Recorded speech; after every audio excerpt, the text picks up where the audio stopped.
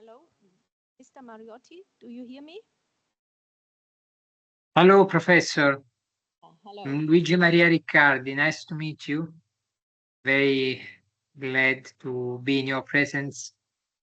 Okay, you can see me. So I'm in a Yes, real classroom situation this time. yes. So also the classroom sees you. We have the we have the diapositive above, if you Yes, see. yeah. So the classroom see you very well. Don't worry. So do you prefer that introduce you, or you prefer?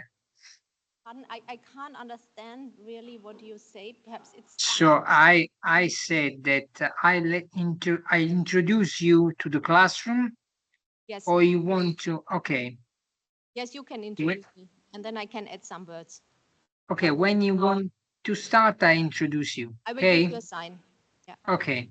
just a moment, because my pupil still coming in. Yes.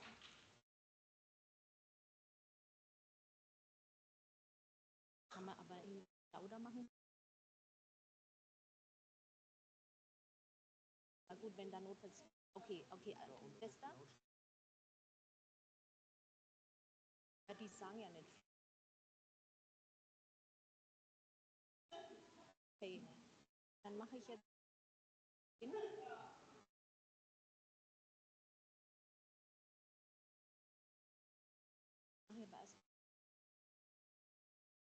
Sollte er mich vorstellen, dann erkläre ich Ihnen die. Dann mache ich Bildschirmfreigabe.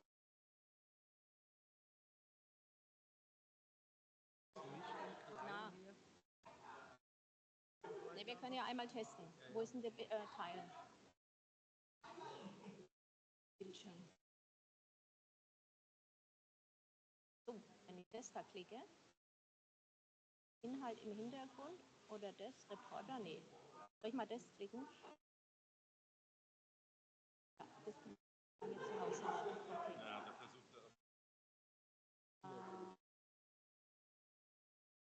Aber gut. Wo ist denn beenden? Wo ist denn beenden? Das da? Was soll ich sonst? Ich meine, die sollen das groß sehen. Nee, das braucht man nicht. Ich mache so. Ich mache so.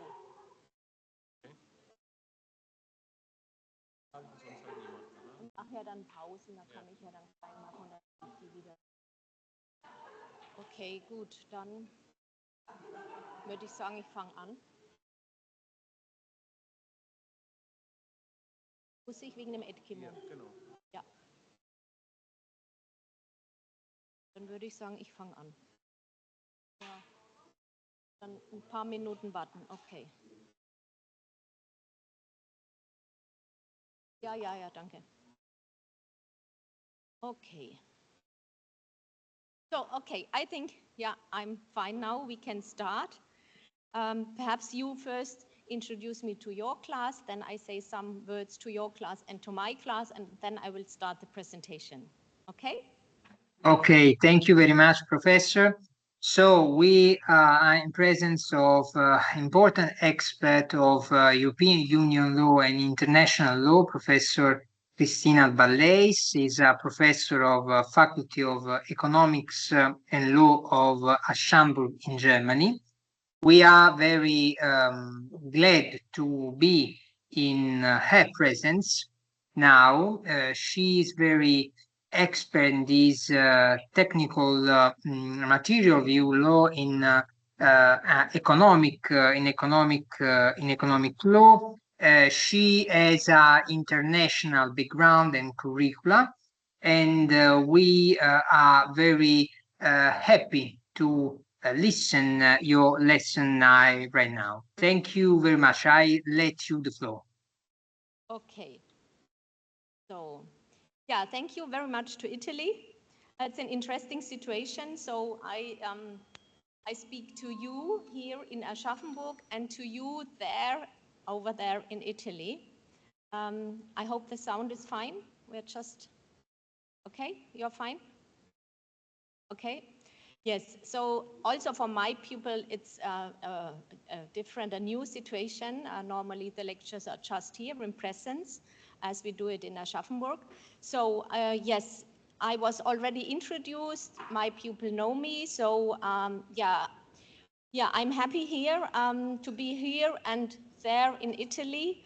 2 years ago, I was in person in Italy. It was so fine to see Pisa, to see your classroom, your pupils and professors in person.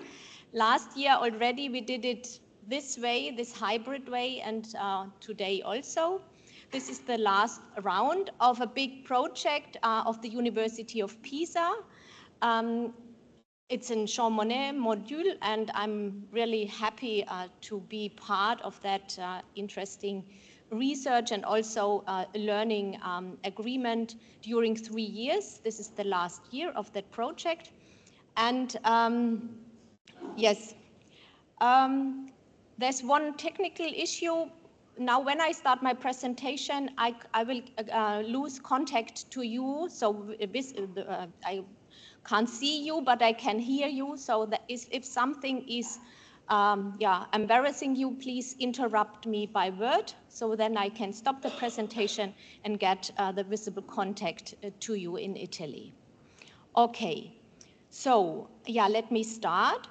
Now with the presentation, but also because it's a very long lecture, so normal lectures here are 90 minutes, but it's foreseen in that program to have about 4 hours.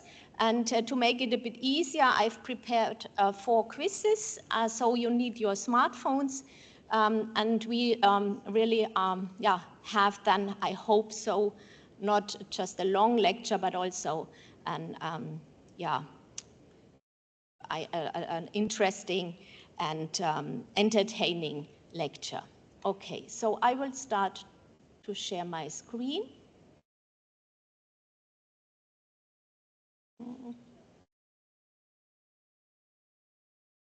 Okay, full screen. Okay, now. Okay, just, the title of that lecture, I will start with that, and then we will see what we will do together today. So this teaching module of that project, Monnet Module of PISA, is called The Evolution of the EU Funding Universe, Different Management Approaches and Implications for the Auditor. And the first thing I want to know is if you have already an idea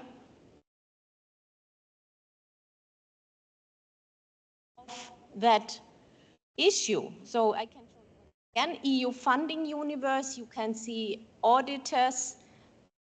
In the subtitle, you can read NGEU. Perhaps the students in Italy know a bit more about that than mine, but you are all invited to start that little quiz. So yes, the young people are used to that. They take their smartphones and and give me some ideas what you know about, or if not, then it's also possible.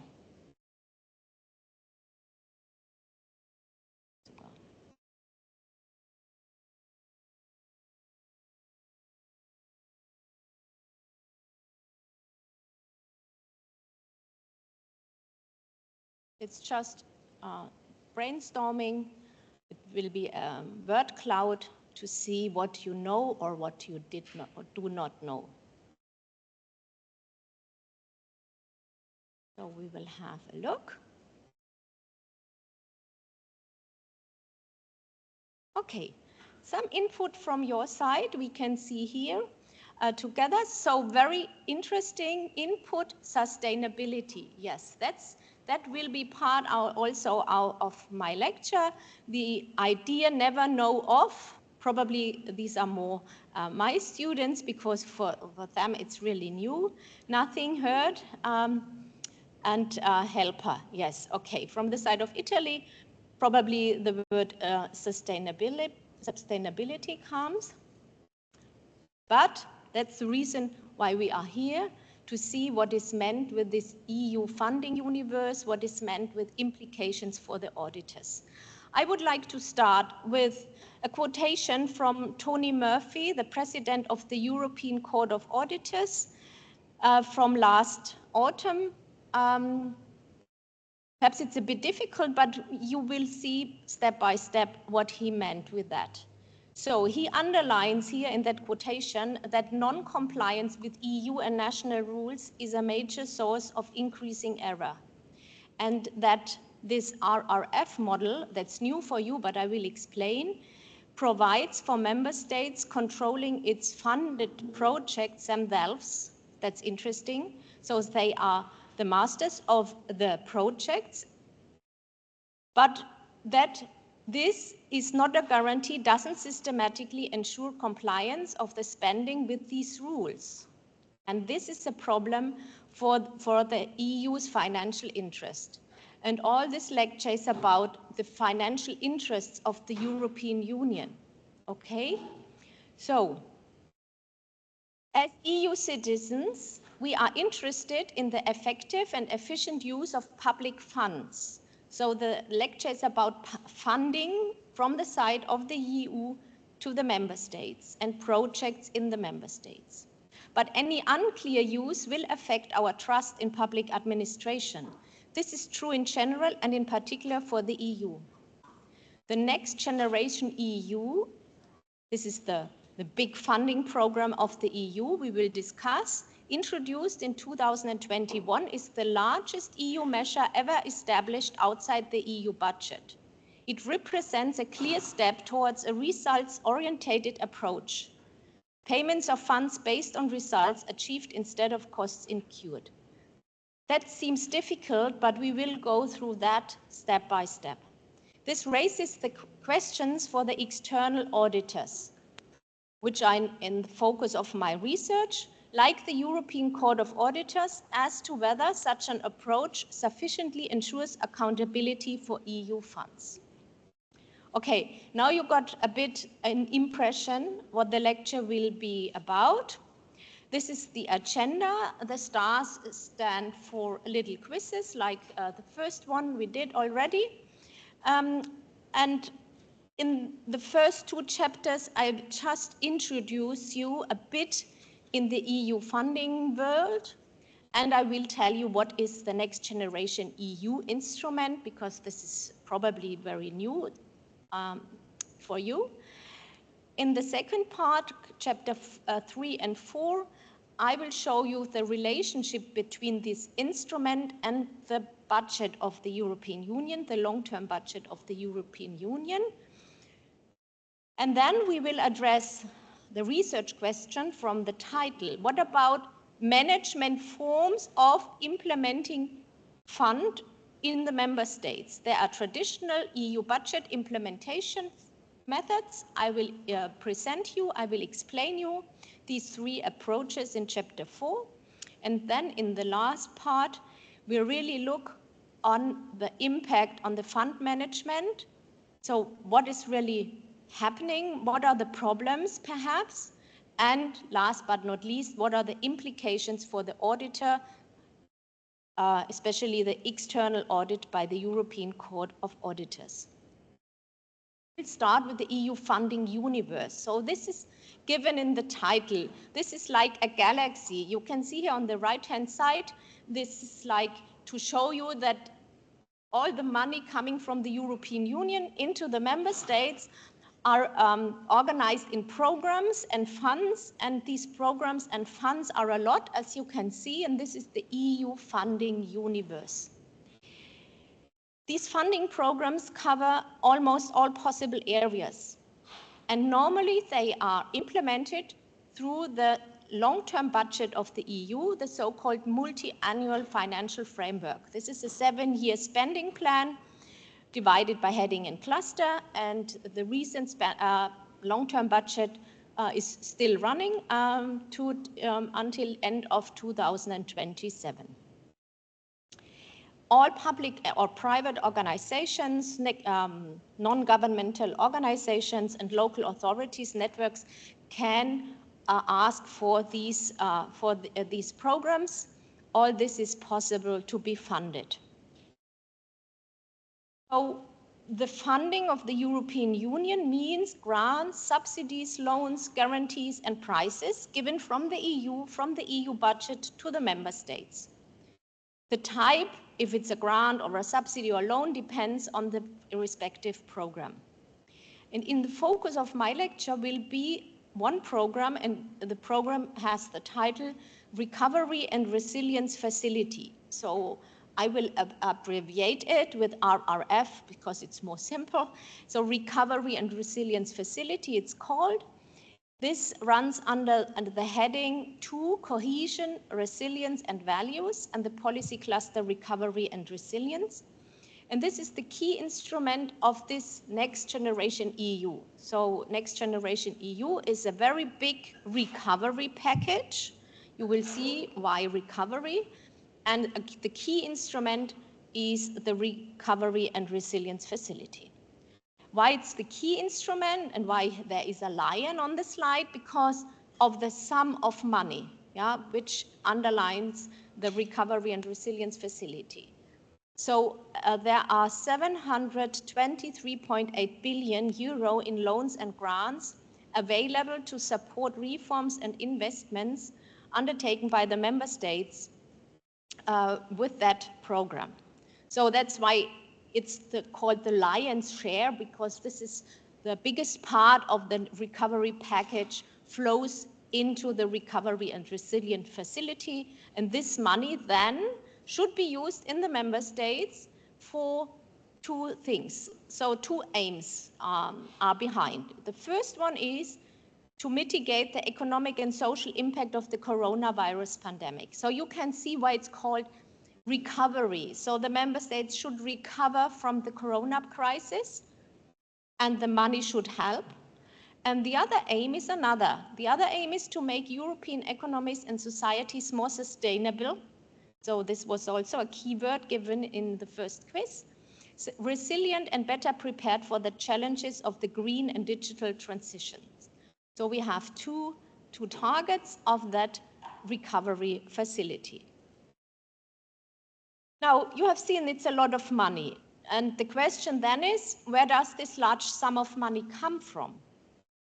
Actually, some of the EU funding programs are financed from the EU budget and the Next Generation EU. And that's interesting because normally the money all comes from the regular EU budget. So the Next Generation EU seems to be something outside the budget. Some words about the budget. There's no need to read the whole slides, the next two ones. It's just to give you an overview very shortly.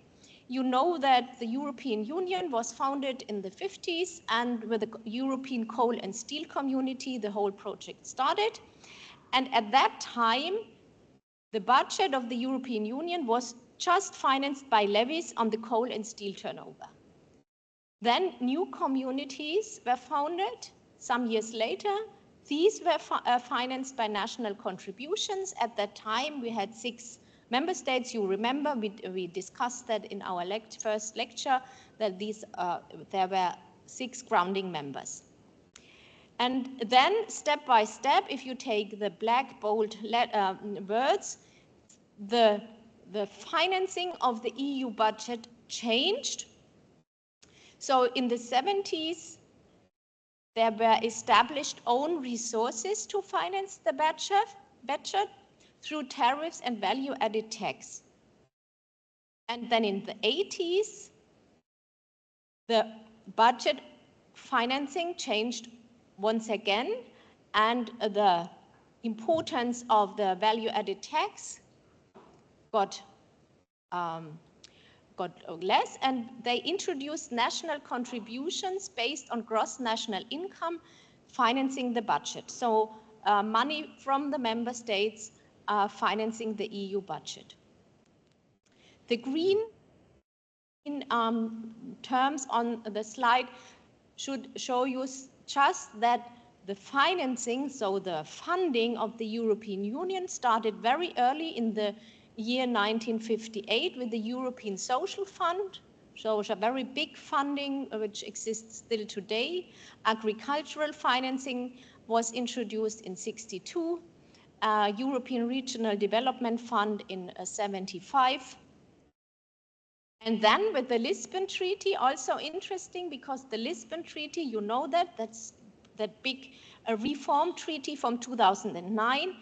Many changes to the budget rules were introduced. The Parliament got more power. We discussed that also in the lecture.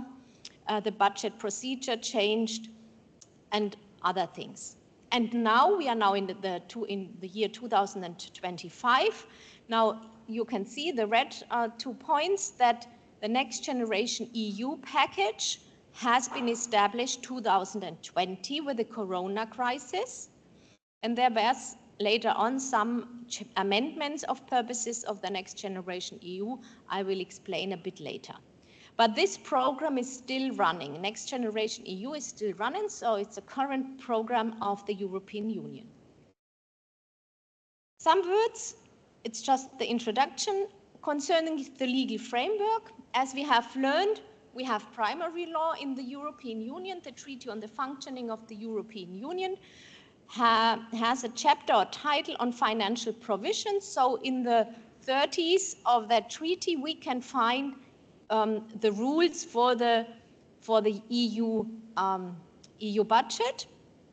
And just important is one sentence here from Article 311 that without prejudice to other revenue, the budget shall be financed wholly from own resources. So keep that in mind, that the budget shall be financed wholly from own resources.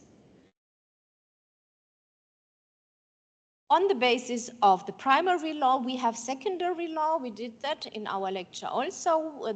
We have normally regulations, directives, sometimes decisions. All these different forms of legal acts are listed in Article 288. And for sure, also for these programs, for these funding programs, we need, or for budget and funding programs, we need secondary law. You can see here that the Council has passed some regulations on the long-term budget, but also on the annual budget we have an adoption and have other regulations on the financial, on the general budget, the financial regulation from 2018. This is a regulation we will need a bit later on also, and some others. Okay, this is the situation. Here you can see the building Balleis in Brussels. This is the main building. The Commission has more buildings, but this is the main building at Rond-Point Schuman in Brussels. And what you can see also is here in the middle the announcement of Repower EU. Repower EU is also integrated in the Next Generation EU, but has nothing to do with the Corona crisis, but with the war in the Ukraine. So money was, and not this program aims at making the member states more independent from fossil fuels because of the Russia-Ukraine war. And that was an amendment of the Next Generation EU program in 2023. But that's really a detail. But because it's on the photo, I think it's interesting to mention that. Okay, basics on the EU budget. So just some basics. The annual EU budget is agreed by the Council and the Parliament. Council and Parliament are our legislators on one hand, but we have also learned that they have the budgetary competence in the European Union. In the budget, the expenditure and revenue is laid down, and the budget also provides for funding of EU policies and programs, must be balanced, and has to fit with the expenditure limit set in the long-term budget. Now, the sentence, I beg you for remembering The EU budget shall be financed wholly from own resources. What does this mean? What are these own resources? So own resources mean 4 different sources of money coming from the member states to the European Union. The main part are national contributions. This is a proportion of each member state gross national income in line with how wealthy the country is. Then customs duties on imports from outside the EU, then a small percentage of the value-added tax. So they started in the past with the value-added tax, but this is nowadays just a small percentage of the budget. And then there are some new contributions based on the amount of non-recycled plastic packaging waste in each country. This was introduced 2021. Just 8 up to 10% come from, for example, fines on companies infringing EU competition law, or also interest on late payments. This is to illustrate the situation, how the EU budget is composed. So you can see the dark blue part is the main part.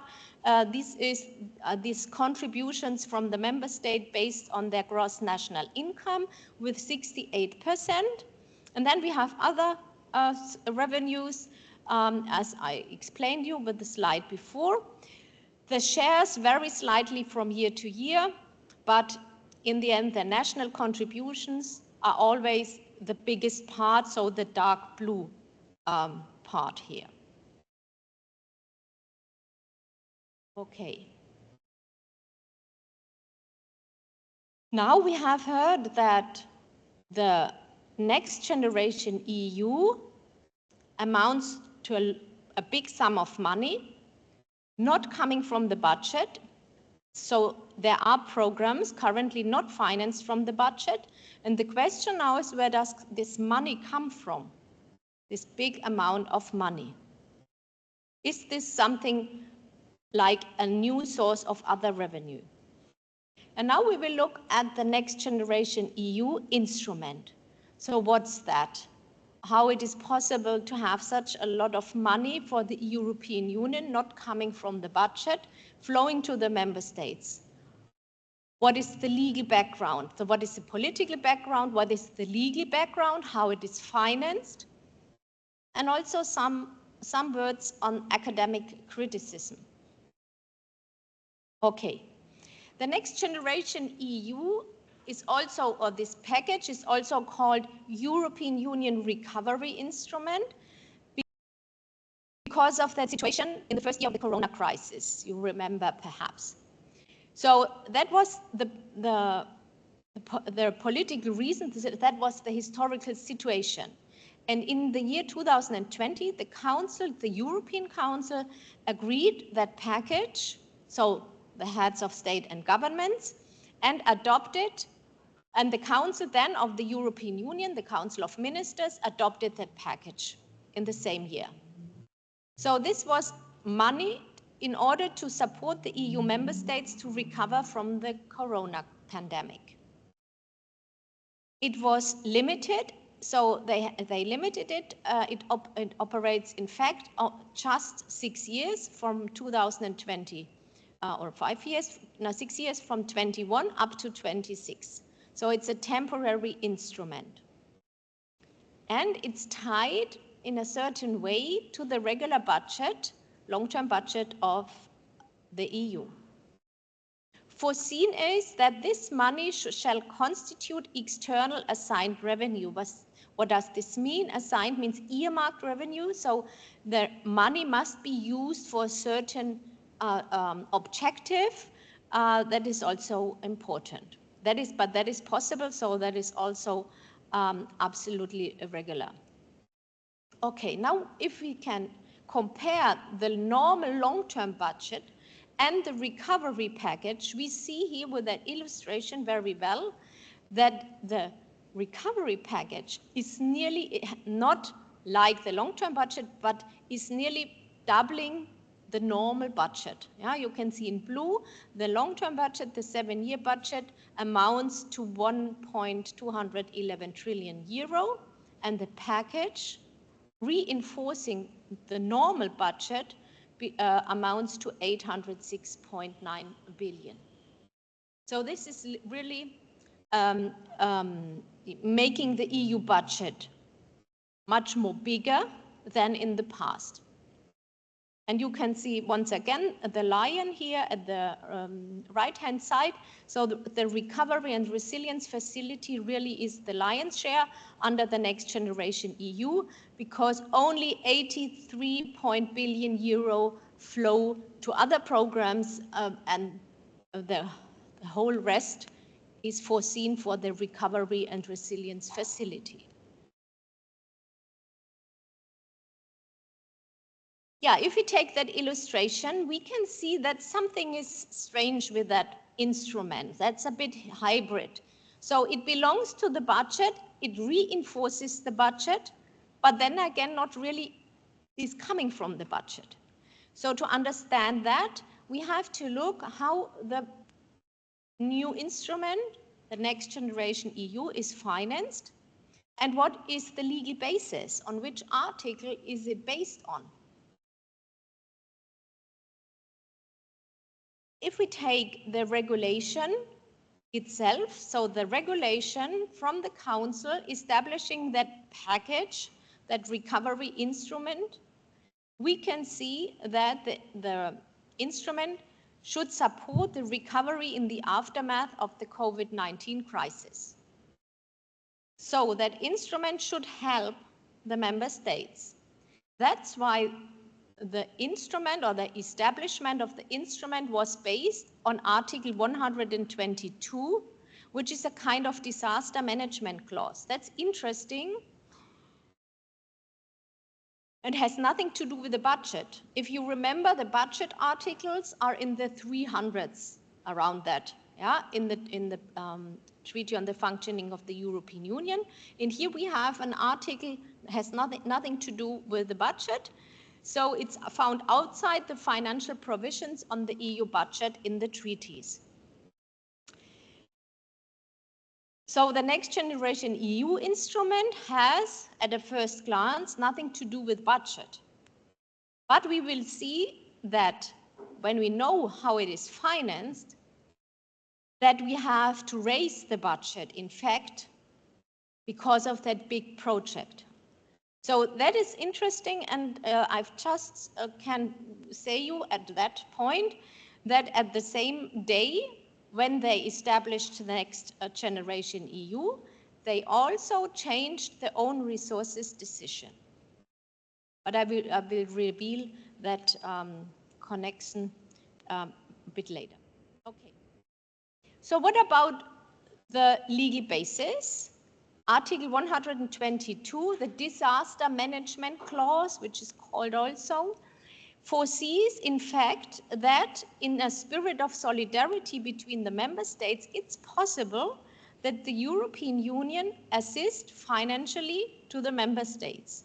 So in cases of, yeah, you can see it here, difficulties in the member states, so serious difficulties in the member states caused by natural disasters or exceptional occurrences beyond its control, like it was the corona crisis, it's possible that the Union may grant financial assistance to the member states. So this is an exceptional situation, or was an exceptional situation at that time in the year 2020, and that allowed the European Union to take money and to give it to the member states.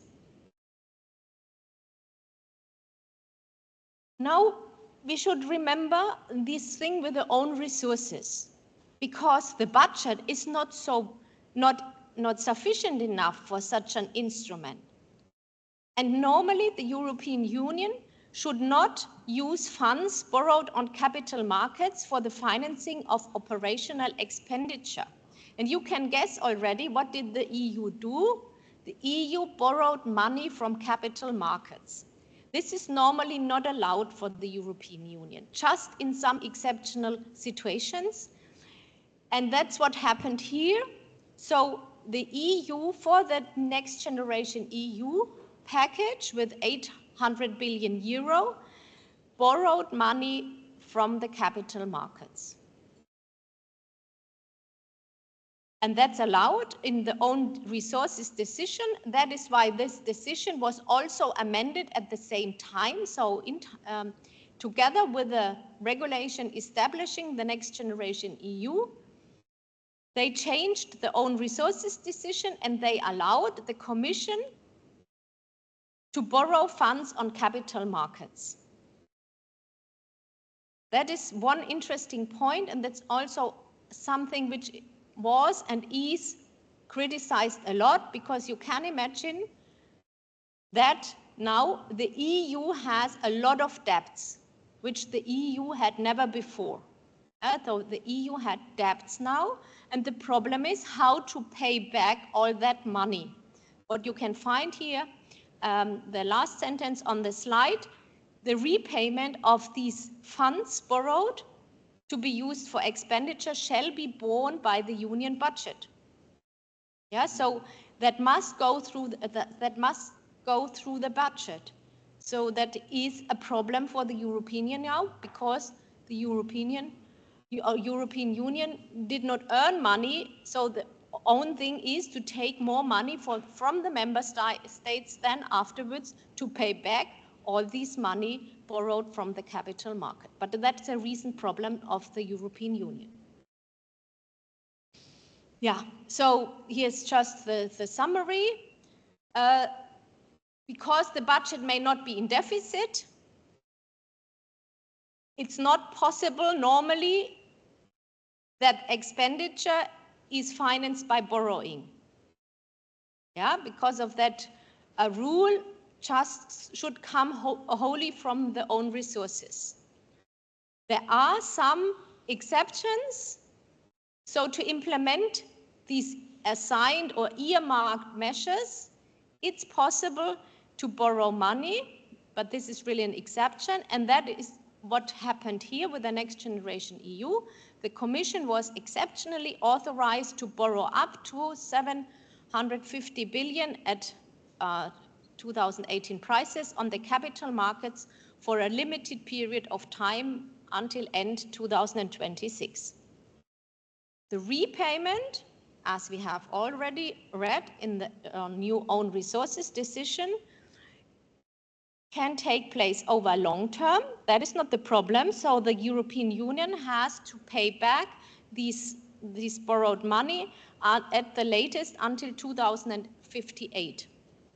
But the repayment has to be borne by the union budget. So the European Union now is forced to raise the budget in order to be able to pay back this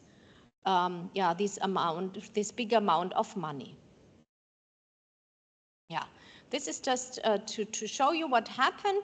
We had, on one hand, we had loans also. The loans are not the problem for the budget, because the loans are given to the member states and the loans must then be paid back from the side of the member states. But on the other side, we have grants. Grants are non-repayable money, so it's given to the member states. The member states don't have to pay it back, but the European Union then must pay it back on the capital markets where the money was taken from. Yeah, that's the situation. The EU must be able to repay the enormous debts. That's the result, and therefore the institutions agreed in their interinstitutional agreement to provide the EU budget with new own sources of revenue to finance the repayment of the grants under the Next Generation EU. The first thing they did was to introduce that new plastic levy. So if you remember the illustration, the budget was composed of 4 components, and one of the revenue was this new introduced plastic levy. But the Commission is creative, so it's for sure that they need more new sources of revenue. First basket are already adopted, or a first basket is adopted, so number 1 and 2. Here we have already regulations from the year 2023. So a new own resource is, for example, the carbon border adjustment mechanism generating money, also the EU emissions trading system. There's a third, but it's not yet realized. It's proposed from the side of the Commission, but they can't really find an agreement on that. And then secondly, because this is not enough, number one and number two won't make the EU able to repay the enormous debts. This is just not enough money. So the Commission proposed a second basket of new own resources in the year 2023. With new ideas, but so I have read that Council's deliberation have been planned by 1st of July this year. But in the really recently published review of the European Court of Auditors from 2025, there I found that it seems that there is no political agreement on these proposals of the European Commission. So there is still a quarrel or a dispute on how to pay back the money. This is one of the critics we can find in literature. This next generation EU instrument really has been and is discussed a lot. The critical voices are based on different arguments, political arguments, legal arguments, and budgetary arguments. In Germany, the idea of financing the huge package with EU loans was seen as an overstepping of the EU's powers. There were some constitutional complaints even in Germany, but our Federal Constitutional Court of Germany rejected these complaints. One judge was not in line with that decision. If we look into literature, even this year there were critical papers published. A new aspect to be criticized is the change of purpose, so the Repower EU idea, though, to integrate now new problems. So they started with the Corona crisis, the green and digital transition, and then in 2023, they integrated new purposes, energy and munition. So in Germany, that was seen as an infringement of the EU law also. So the critical voices will continue, probably. There's no need to read that, but it's interesting to see, though, the arguments against that package, that idea, are very, we have a lot of critics. I think the first or understandable critic is that the idea to help the member states to challenge the Corona crisis and to help the countries to come along after the Corona crisis or within the Corona crisis was a good idea. But at the same time, they started also to finance long-term projects or the medium-term projects. And that is the first thing we can really discuss. Other critics are on that borrowing on the capital markets, that the EU now is a fiscal union. At the moment, it's not a fiscal union, it's just a political union, as we have learned, not a fiscal union. But this fund management idea shift the balance between the member states and the EU towards a fiscal union, and also some legal arguments that the disaster management clause was not appropriate for that maneuver. It's also an argument against. But it doesn't help. We had that instrument now and we have to evaluate it. It's in the world, we have it. We have to learn from the instrument. And the issue interesting here or within the project of PISA is, what about the financial interests? So not the legal arguments or the political arguments, but the budgetary arguments are in the focus. So is the money really good used, effectively used, efficiently used? So are the interests, the financial interests of the European Union sufficiently protected? So that will be then also, important for the question, what are the implications for the auditors? Okay. Yeah, that was the introduction. So, yeah, are there any questions?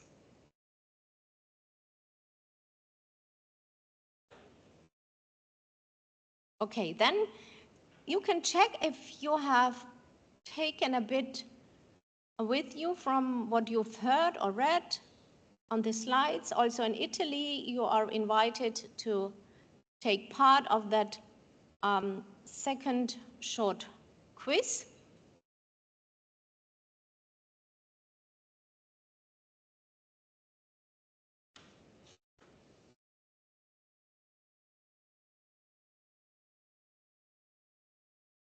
Yes?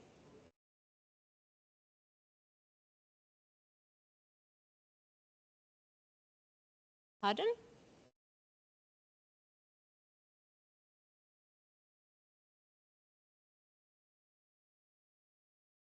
If we do what?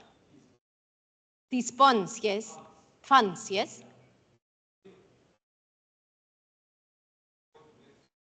Not the next, but the past.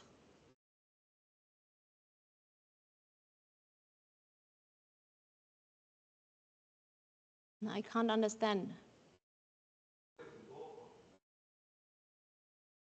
The goal of that one was to help the countries to recover from the Corona crisis 2020. So this is a package during 6 years. It started in 2020 or the end of 2020. That was within the Corona crisis. So it's not to prepare the countries for future crises. So it's just to handle the problems which came from the crisis at that time. Okay? Yeah. But the purposes changed over the time. So they integrated ammunition, for example, so to help the countries to improve their defense possibilities. They integrate also the purpose of to get more independent from Russia as regards fossil fuels. So they changed a bit the objective of the program over the time. Okay, we will have a look to the results. Okay. Here we are not, don't agree on one answer. Yeah, I think it's, you have to be careful, you have to be precise. It's the last one. So if you look, the EU budget shall be financed. So the question is on how is the budget composed. We have heard we have 4 revenues. We had the national contributions. We had customs duties on imports and value-added tax. Wait a moment, I have to be careful. National. Yes. And contributions based on non-recycled plastic packaging waste. So the last answer here is the correct one.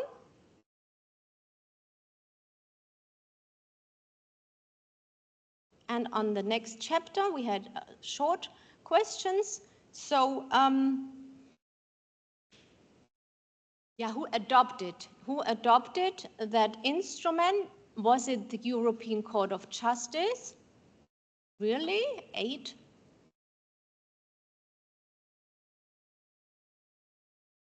No, it was a regulation. So what we've learned, legislator is not the European Court of Justice. Be careful. The Council of the European Union adopted the regulation. I even didn't mention the European Court of Justice. Yeah, so be careful.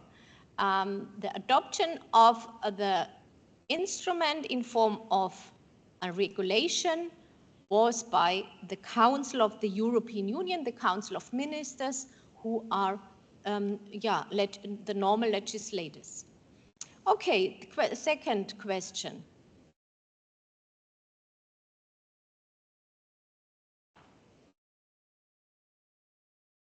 Is an economic to support, to recover? Yes.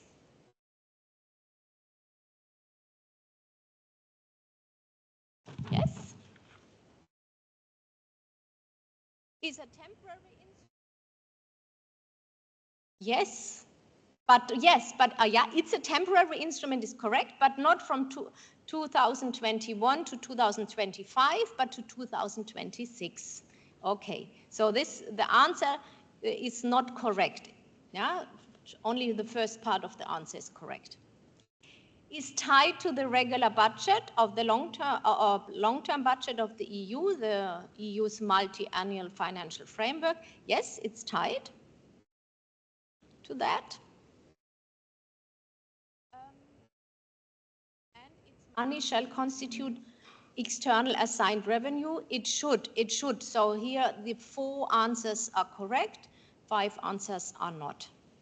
Yeah, okay. Perhaps any questions from the side of Italy to the 2 first chapters?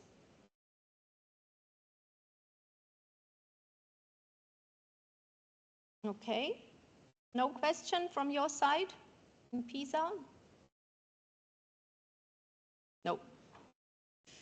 I can't see or hear anything.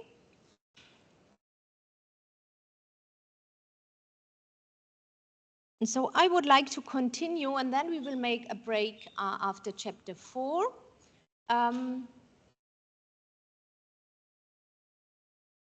Okay. Now, what we have heard is that we have a combination of the long-term budget and this next generation EU package. Yeah, the next generation EU package reinforces the long-term budget. How does this fit together? How it is possible? This is interesting to look at. So the next chapter is on the relationship of the next generation EU, especially its core instrument, the Recovery and Resilience Facility, and the long-term budget. First, we look how the funds are interlocking. Then I will present you the Recovery and Resilience Facility as such. We had just heard of it, but we don't know the details of that facility, how it works. Then we will have a look at Italy's Recovery and Resilience Plan, at the current situation in Italy. And then we will summarize with what is really special with that RRF. Okay. The next generation EU is something really, it's not like a revolution, but it's like a historic novelty because of different reasons. You can guess already. I said never in the past the EU took such a lot of debts from capital markets. That is new. Then it's not, so the situation is a bit strange because we have a lot of money taken from the capital markets, which must be paid back through the budget. So here you can see the link between the budget and the next generation EU. So this is the hybrid nature of that instrument. So it was launched independently from the long-term budget, outside the budget. On the other hand, its funding is channeled through programs that are part of the budget. And some headings, so these programs are funded both, or can be funded both under the long-term budget and the next generation EU. It's also possible. There are 3 other aspects making the next generation EU very historic. But we will analyze in 2 separate chapters. The first aspect is that the RRF is directly managed by the Commission, but under specific rules. That is now not understandable at a first glance, but we will analyze that. What is that? What is direct management of a fund? What is the new direct management under specific rules? And what is also new, and that we will focus on in chapter 4, is that the facility or this funding program should be entirely performance-based. What this means, I will explain you. Okay, so how the long-term budget and the Next Generation EU work together, we can see that there are some headings or some areas which are financed both from the long-term budget, the general budget, and from the Next Generation EU money. So we have a mixed financing. Yeah, we have a mixed financing, the Next Generation EU, reinforcing the regular long-term budget. And you can see these three first one in that list are headings or areas where money come also from the Next Generation EU. These are single market, innovation and digital issues, cohesion, resilience and values, and natural resources and environment. And you can also see, that's why I put the lion there, that cohesion, resilience and values, that this heading is really underpinned with a lot of money from the Next Generation EU, nearly 800 billion euro coming from that Next Generation EU package. Here you can see the interlocking, that this is really mixed now in practice. Here you can see a bit more details for what the money is then used or should be used. On the right-hand side, you have these other programs, but we are not interested in these other programs. This is really not so interesting. It's 83 million euros. This is not what is really the worth to be discussed. What is worth to be discussed is the Recover and Resilience Facility, because here we really have these 723.8 billion euros invested from the side of the EU in the member states. So 90% of the Next Generation EU funding is channeled through this Recovery and Resilience Facility. This is so the lion's share. This is an update because over the time, you have heard the whole thing started in 2021. Now we have 2025.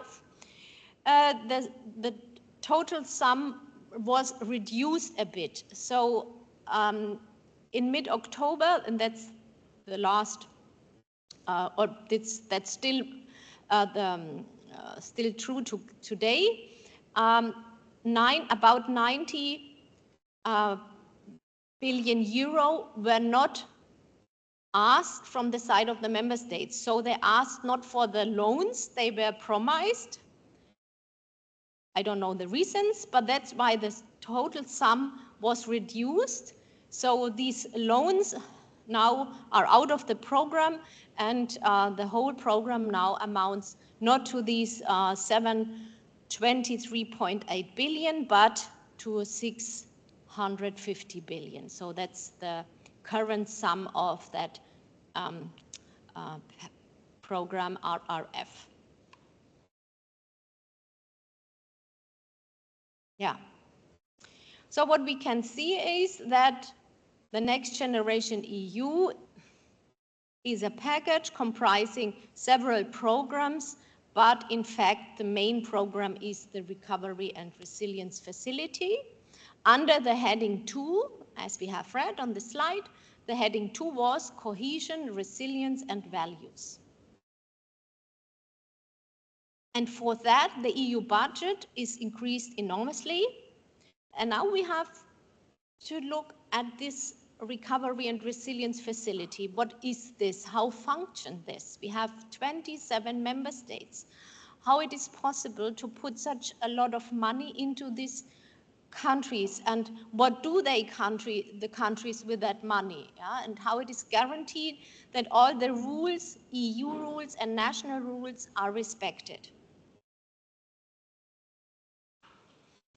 So the Recovery and Resilience Facility. So this is the heart of the Next Generation EU.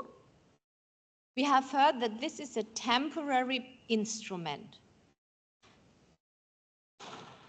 Two things are possible. This instrument provides loans, so give money to the member states, and later on the member states have to pay back that money to the EU.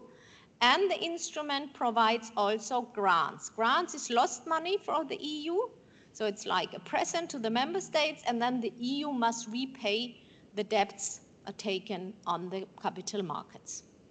It's nearly half-half, a bit more loans than grants are provided. With that money, the EU as a whole, but also the member states, should get stronger and more resilient from the corona crisis. On the other hand, the member states should be helped in implementing reforms and investments in line with the EU's priorities, like climate change and digitalization. And because of the war between Russia and Ukraine from 2022, also should help the member states to get independent from Russia's fossil fuels. Yeah, that has nothing, so the second point has nothing to do with Corona. The whole package works under heading 2, which is cohesion policy. Yeah, cohesion policy is a normal, regular policy of the European Union, and these ideas of helping from a crisis or helping the member states to implement reforms and investments fit wonderfully to the cohesion policy of the European Union. So this Recovery and Resilience Facility is very similar to an instrument of cohesion policy, or even it's an instrument in a certain way of cohesion policy. Cohesion policy is foreseen in the treaties. You can see here, once again, our treaty on the functioning of the European Union, and there are articles regulating cohesion policy. So, and it's typical also for cohesion policy to finance green and digital issues, transformation issues, and also the national recovery and resilience plans, so under that facility, should do that. So we can then summarize that the Recovery and Resilience Facility, that new instrument, is like a cohesion instrument. Yeah? That's the reason why the EU based that instrument also on the same articles. So the legal basis for the Recovery and Resilience Facility is the same as for regular cohesion policy. And here you can see the last 2.1 regulations, the last regulations here on the slide, which were passed some years later. These are these new issues integrated in the Next Generation EU, or in the facility, regarding the RePower EU chapters and also the ammunition production in the member states. The money was also taken or provided for these new purposes. Okay, what are the purposes? So the original purposes of the Recovery and Resilience Facility were 6 ones. You can see here 6 pillars. So the facility should address, or the money of the facility should address 6 issues: green transition, digital transformation, smart, sustainable and inclusive growth, social and territorial cohesion, health and economic, social and institutional resilience, and policies for next generation. So the member states must use the money they get from the European Union for these objectives. So they are bound so in what they do with the money, but this is the objectives or the pillars are rather general, but that is the idea behind.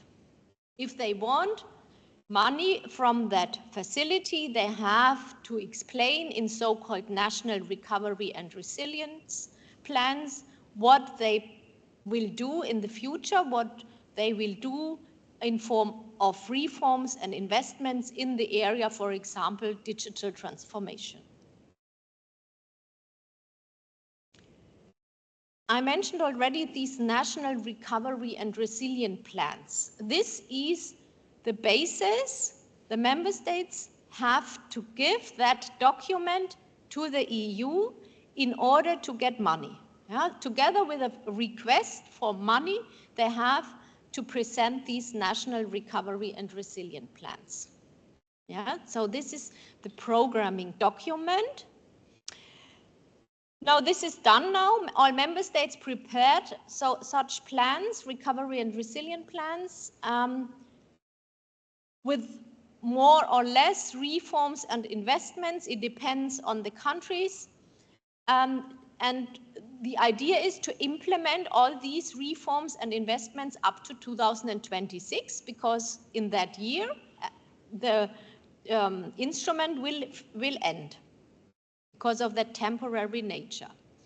All 27 plans were already assessed by the Commission and adopted as law by the Council. So not the court, it's the Council, adopting the plans.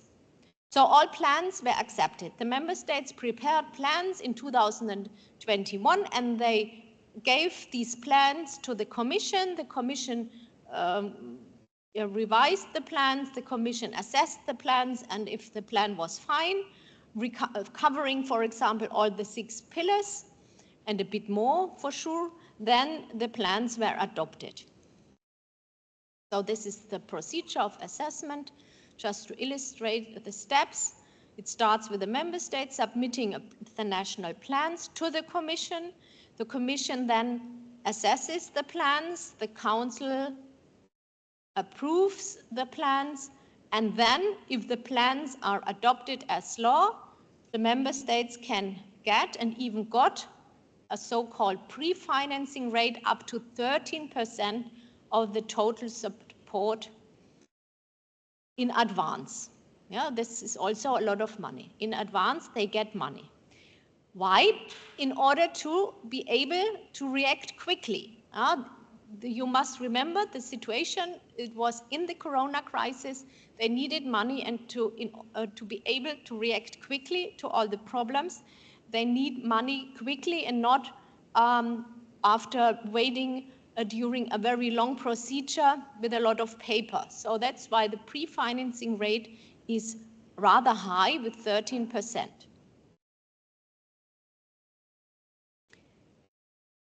This is now, there's no need to go into detail.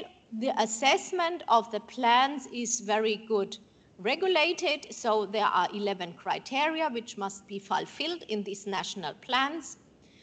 And what's perhaps the last point is interesting, what the member states also have to explain in their plans are arrangements for a good control and audit mechanism. And that's what's interesting for us here, because this regards the financial interest of the European Union. And the big question is the EU, or is the financial interest of the EU in danger because of that instrument or not? That is the question which we should answer to. So remember perhaps that the member states have the duty to explain how they want to control and audit the whole funding procedure. So what is happening in their countries. Italy. I've taken that example of Italy because this lecture is integrated in a program at the University of Pisa in Italy. Italy is also interesting because Italy got the most of the money from that facility. So it started in 2021. At that time, the Prime Minister in Italy was Mr. Draghi. Mr. Draghi, got here on the photo the Commission's assessment of the first plan of Italy. So it was positively assessed by the Commission. It was then adopted by the Council, but then you can see it on the slide, the plan was updated several times. The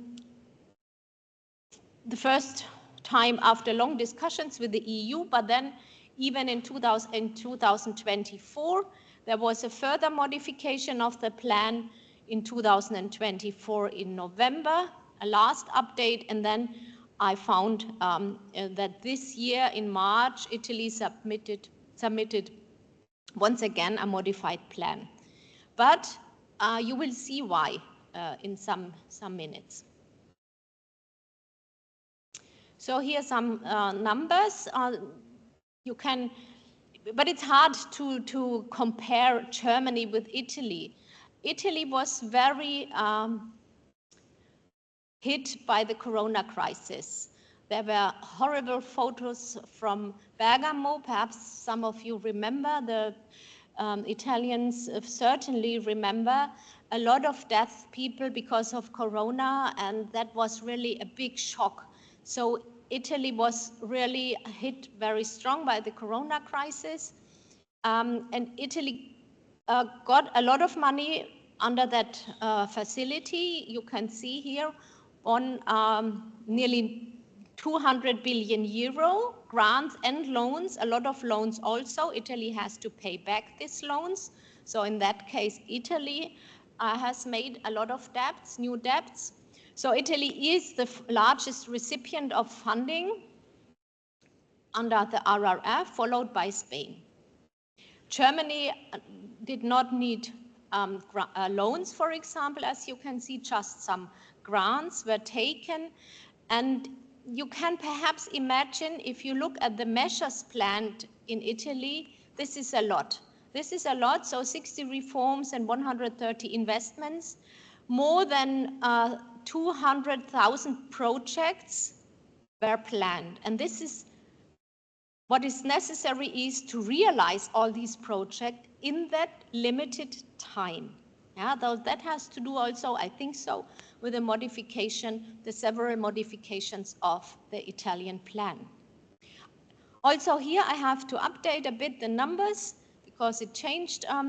These are the recent numbers as regards the grants and loans to Italy, or even the grants to Germany raised a bit.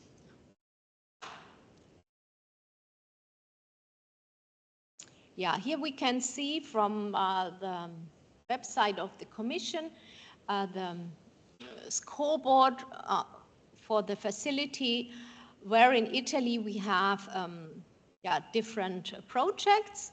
And I took one example from Pisa because our colleagues and students are in Pisa. Perhaps they know the Liceo Franco Russolo school. We don't know the school. And so you can see an example what can be made with the money. So here, for example, money is used for making classrooms into, or transforming classrooms into innovative learning environments. So they need digital and technologies, and they took 1.1 billion from the facility, or with the help of money from the facility, they were able to transform the classrooms into more modern classrooms. Yeah, this is just a very small example, but it's an example. Other projects can be also investments in infrastructure, investments in digital, or even more modern, climate-friendly energy techniques and all these things. So this is just really a small example for Pisa. So a school is profiting from that facility.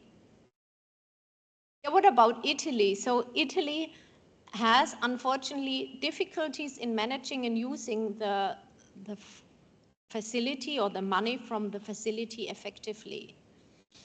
And Italy could run the risk of using only half of the funds available under the RRF. So we have seen that Italy is promised to get nearly 200 billion euro, but Italy has problems to use that money. So money is money, but then Italy has to do something with that money in a limited time. Yeah? Even many Italian municipalities are avoiding EU funding because they fear that they will not be able to meet the deadline, 2026, for completing the projects. Or, on the other hand, unfinished investments could lose EU funding, causing local authorities to abandon the projects altogether. But the current Commission under Ursula von der Leyen and also other member states like Germany and France insist on the agreed 2026 deadline, because this was the intention at the start, to have a temporary nature, because it was based on this disaster management clause. It's a crisis tool, and after some years the crisis is finished. So this is a big challenge for Italy, but also for other countries. So Italy is falling behind. Here are some more numbers, what happened. So looking at the money, Italy got already a lot of the money. You can see 63% of the amount foreseen from the facility have already been dispersed to Italy. So 63%. 43% of the milestones and targets, so the reforms and investments are started, have been achieved. And in September 2024, you can see that from that 122 billion euro, only 57.7 billion euro were spent in Italy. This is only 30% of the plan's total funding.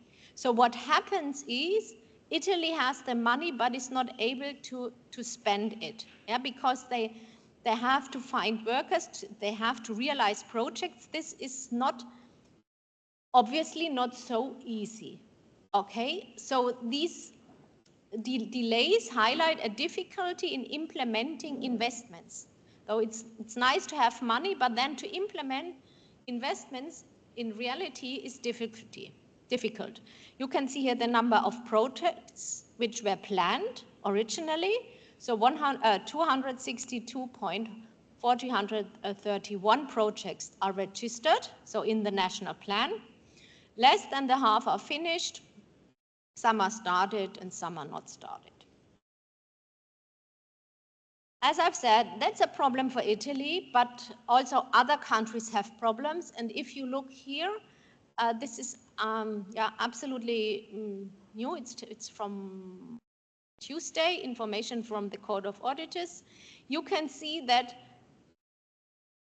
we now are in the last third of the program. So 4 years have passed, 2 years are still above us, or 2.5 before us. And if you look at the funding, not even the half of the money is dispersed to the countries. Only 42% of the money is dispersed to the countries, and 28% of investment reforms or milestones and targets are fulfilled. So the whole program really has a problem. There is a huge backlog in the fulfillment of milestones and targets, and the funding is still far from being called up. Just 42% of the funds have been paid out by end 2024. And what's the result? If it's not extended after 2026, what will happen? The investments and reforms have to speed up. And now is the question, is this possible? Is this realistic? Is this good? Perhaps, yeah, there are risks also linked to that. If the member countries then try to spend the money more quicker, this is perhaps also a problem of regularities, a problem of fraud, and what else. That's the situation, and that's not a perfect, midterm, it's not midterm, but interims result. Okay, another problem is, so not only the implementation of investments, but also, irregularities or fraud. We can see here that the European Public Prosecutor's Office had 206 active investigations related to the funds concerning 10 member states, with around 75% of the cases coming from Italy. There is a damage estimated to over 1.8 billion euro. So this confirms rather clear that there is a risk of fraud under that facility, so fraud happening in the member countries. The situation is not getting better. By the end of 2024, the EPO, European Public Prosecutor's Officer, handled 311 active cases related to the program, 307 from the facility itself. The estimated damage raised once again. And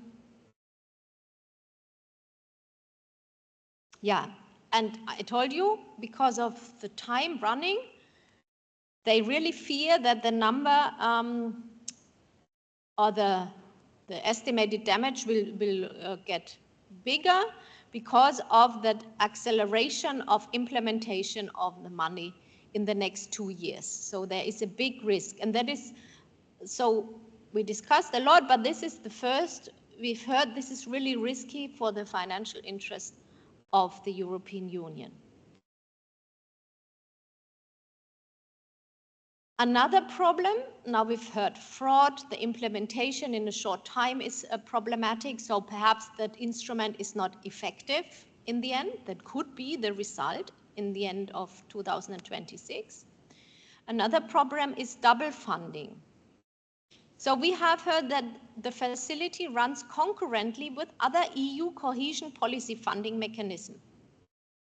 Member states can choose to finance their projects using the facility, the Next Generation EU, or using the regular cohesion funding, like RRDF. So there are programs, other programs from the side of the EU, normal, regular programs.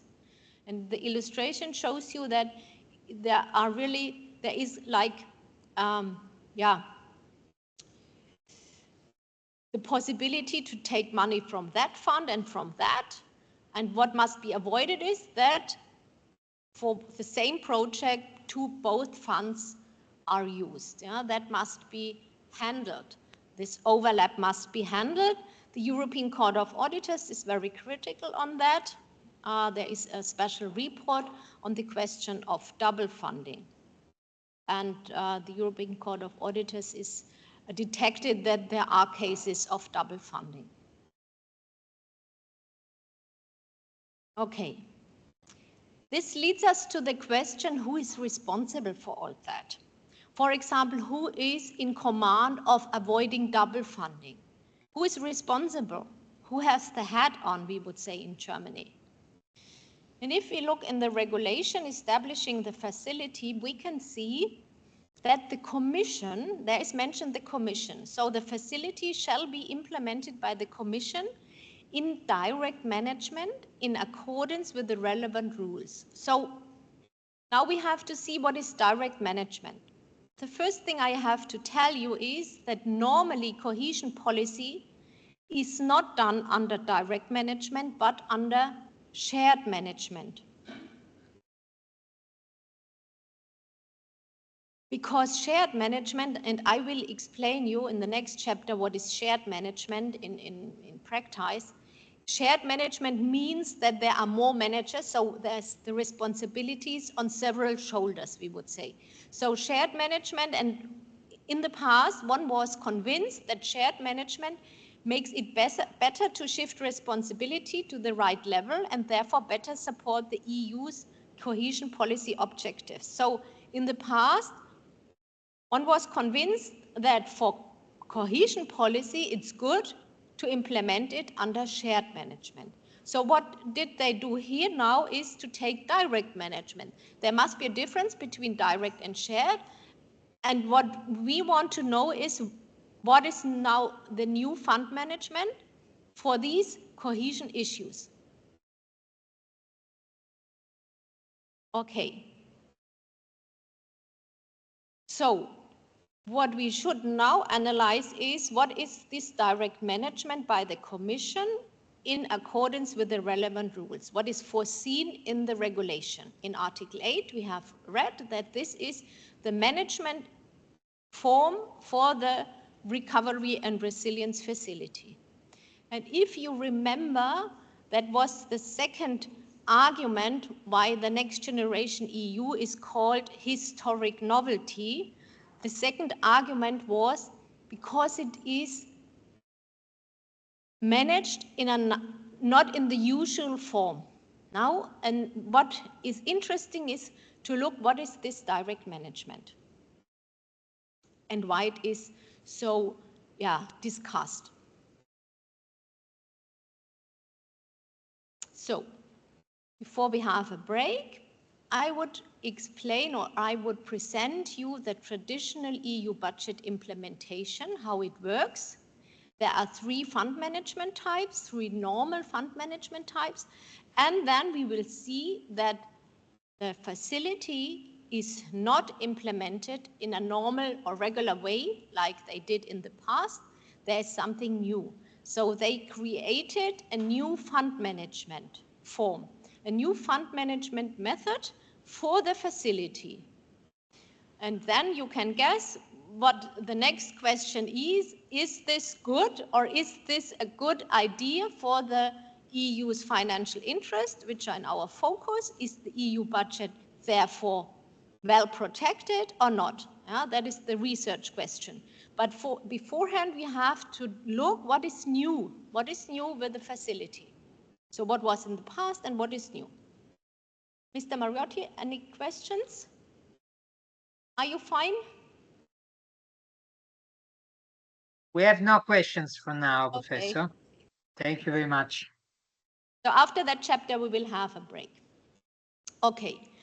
An overview about on the 3 classical fund management types we have in Europe.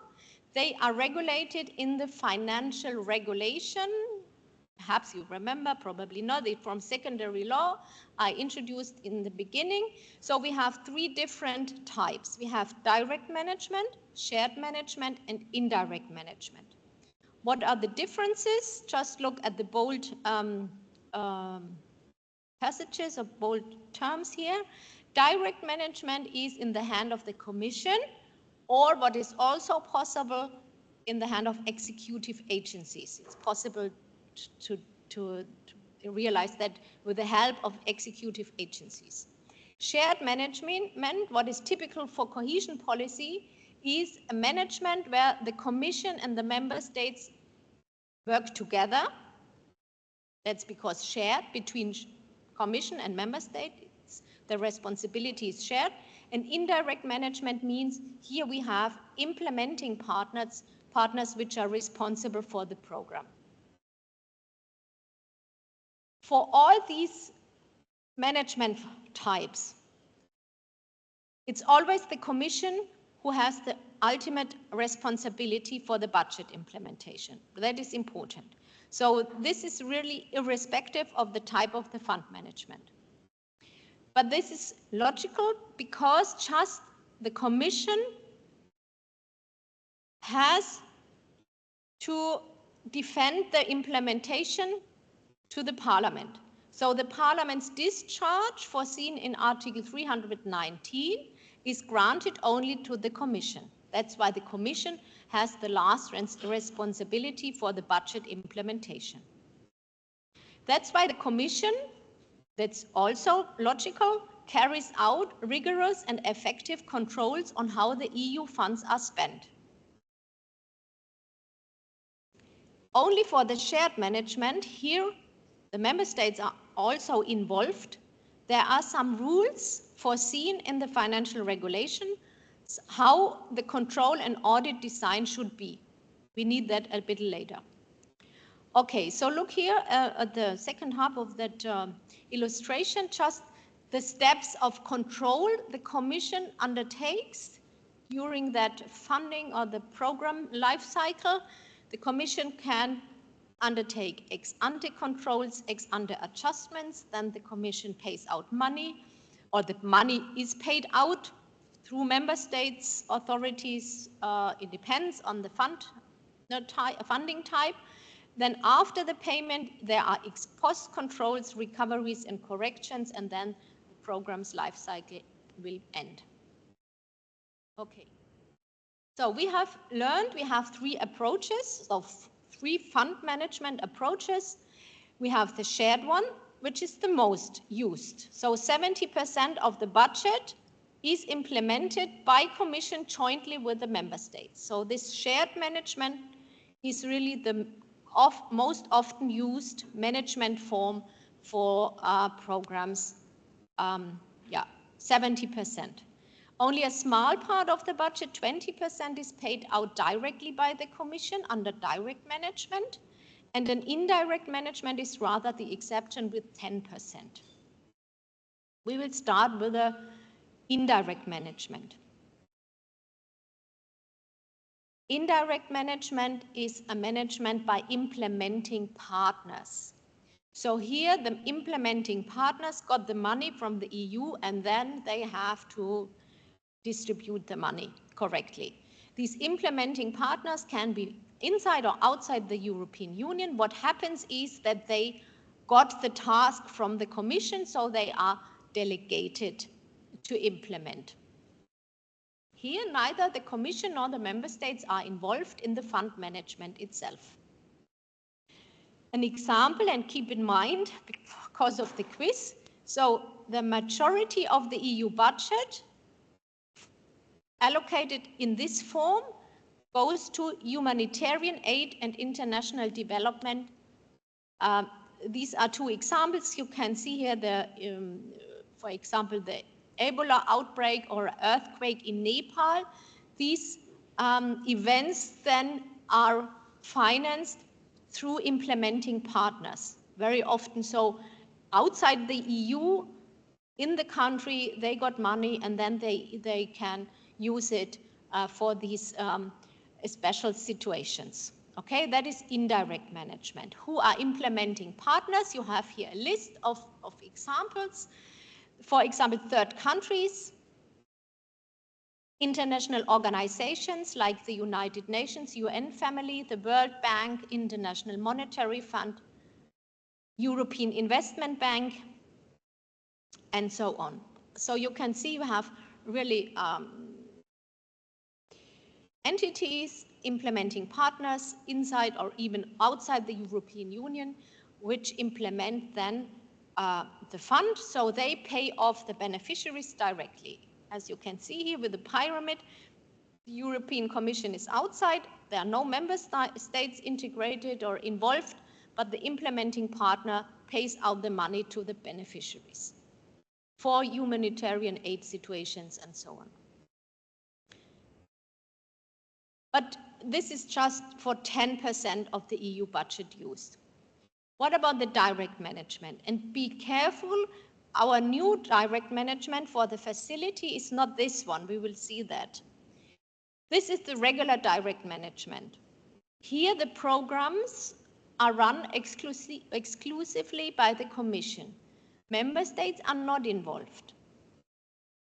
That means that all the work is done by the Commission, Commission's departments, headquarters, in EU delegations, or through EU executive agencies. It's also possible. One good example is what we are in here now, in a Monnet module from the University of Pisa, where the Hochschule Aschaffenburg is a partner in that program. So here it's really, University of Pisa deals with the commission, with authorities within the commission, because the Monnet module belongs to the Erasmus Plus programs, and they are managed under direct management normally. Okay. Here, so the money goes from the commission directly to the beneficiaries. For example, directly from the commission to the University of Pisa to finance that program.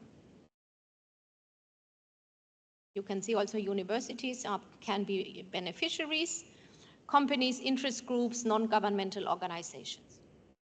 So if you look at the pyramid, no member state involved, just the commission and the beneficiaries, which got the money directly from the commission.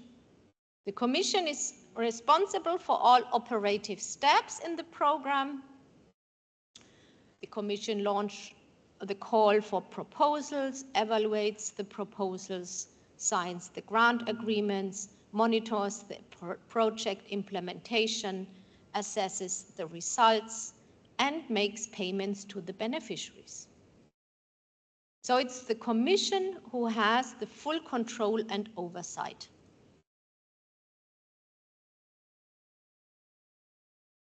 Now, if you want more examples, you already heard the Erasmus Plus program. Here you can see in general, this method is used for specific projects related to policies like research, development, education, environmental protection, consumer protection, information society, energy, and transport. Okay. Now, the shared management. So this is interesting because this management form normally is used for the cohesion policy. This is the funding where the Commission works together with the member states. So both the Commission and the member state are responsible and in charge of running a particular program. Here, the grants are not dispersed by the Commission, but through national and regional authorities, such as ministries and public institutions. So the member states distribute the money to the beneficiaries. The member states also choose which projects to finance and take responsibility for the day-to-day management. So look at the pyramid. Now it's totally different. We have a multi-level governance. We have several levels, and the money is paid out by the paying agencies within the member states. Nevertheless, the Commission also plays a role. So this is the typical shared management logic behind this multi-level governance. This is a very decentralized implementations. A lot of persons are involved. The member states are on the front line. They make sure that the budget is spent where it is needed. They have to set up management and control systems. And all this is regulated under Article 63 in the financial regulations. So these authorities, these levels are foreseen in the financial regulations. So the multi-level governance is already designed in the law. Even more is in the law. You can see the red articles here. So the member states have to fulfill certain criteria if they participate in such a shared management case. They have to protect the financial interest of the union, so there is something foreseen to that purpose. For example, they have to they have to respect the principles of sound financial management, transparency, and non-discrimination. They are then controlled by the Commission after. They have to take precautions, including legislative, regulatory, and administrative measures to protect the financial interest of the Union. And the Commission then supervises all these management and control systems set up by the member states after a predefined design from the financial regulation. So the Commission makes in the end sure that all the procedures exist and are carried out correctly, but this is rather easy to do because there is a design foreseen in the financial regulation. Examples for that, for shared management. So this is typically used for cohesion policy. I've told you that already. Normally also these cohesion policy funding has to be co-financed with money from the member states. Normally these are large infrastructure projects. So that is normally for the cohesion policy. Now what about our special case? What about the facility? If you look at the pyramid, you can see that something is different. Here the member states are the beneficiaries. That's really interesting. So the money ends at the level of final recipients, but the final recipients are outside of the pyramid. What does this mean? So here we have, on one hand, something, it's like the direct management. Yeah, we have just the Commission and the beneficiary.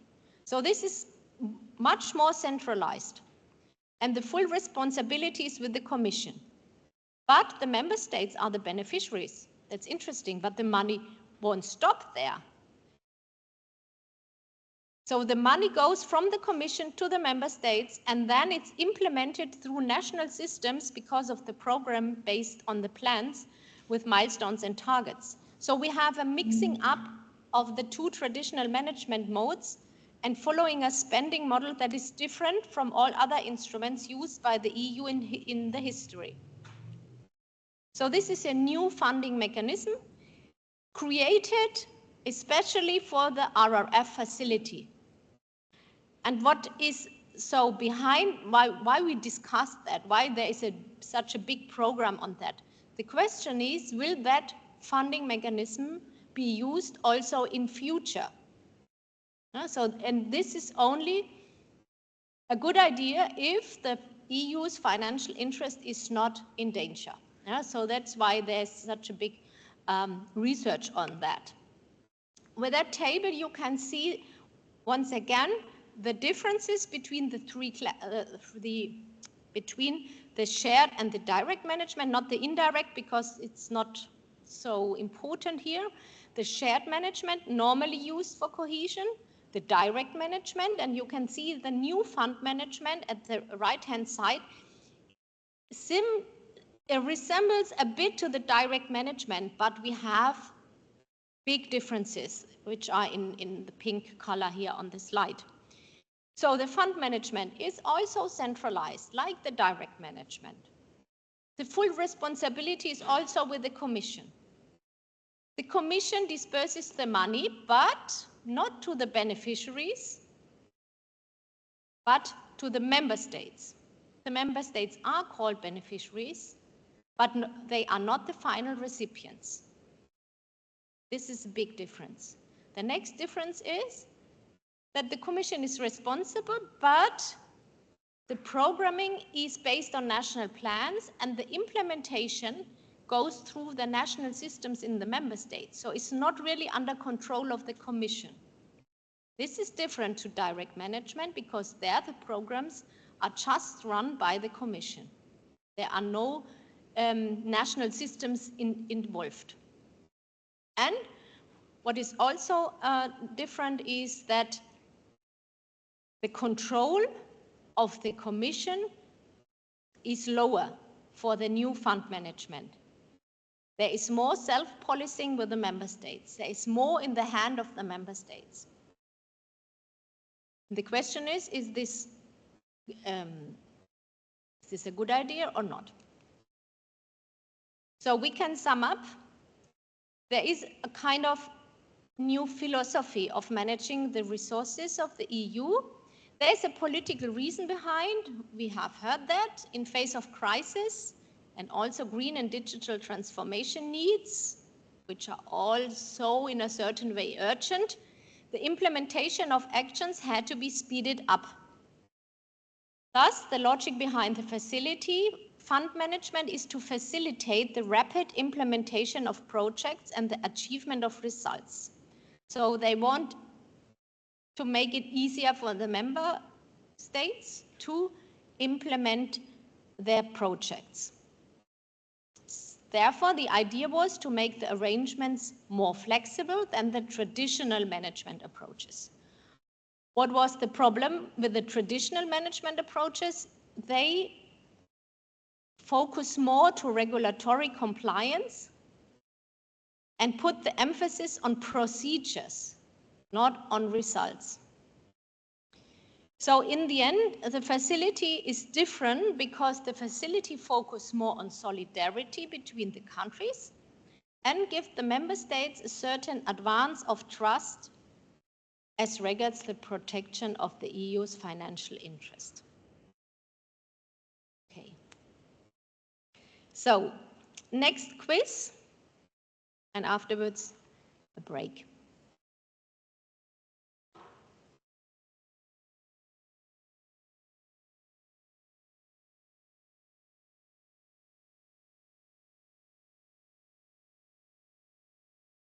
Okay.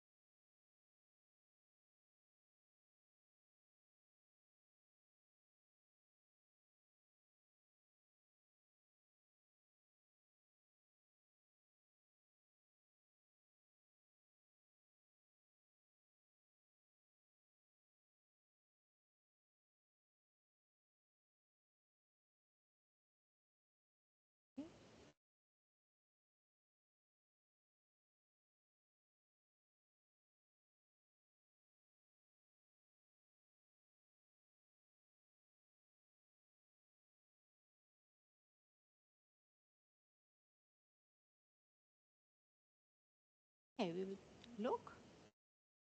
No, not enough.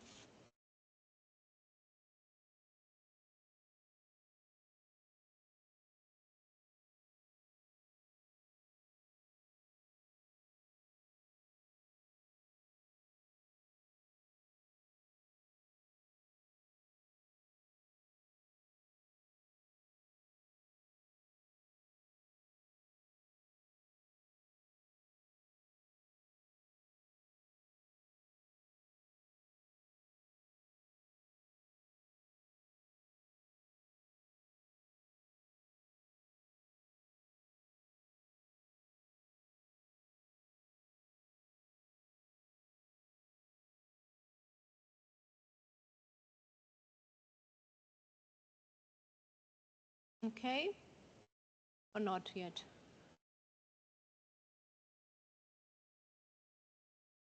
Okay, we just have a look. First question, which statement is true? The facility is directly managed by the Commission under specific rules. That's it. So it's direct management, but there are some specific rules, and that's what we will look at in the last chapters. So it's not managed indirectly, you have understood that, but no, there seems to be a cooperation, that's true, but it's called direct management under specific rules. So it's nearer to the direct management than to the shared management. Although the shared management is normally used for cohesion policy. Which statement are true? Linked to coasts. Here your two answers are possible. This is difficult because we haven't discussed that. It's not linked to coasts. There's a big difference. So the first answer is not true, but both other answers are true. It's performance-based. Yeah, here it's about numbers. Yes, all 6 answers are correct. just playing a bit with the sums, the amounts. The 6 pillars. So there's one pillar which is wrong. Yes, but the 4 answers here subsidizing the agriculture belongs not to the pillar. 6 pillars, that's true. Chapter 4. Yeah, typical fields, typical projects.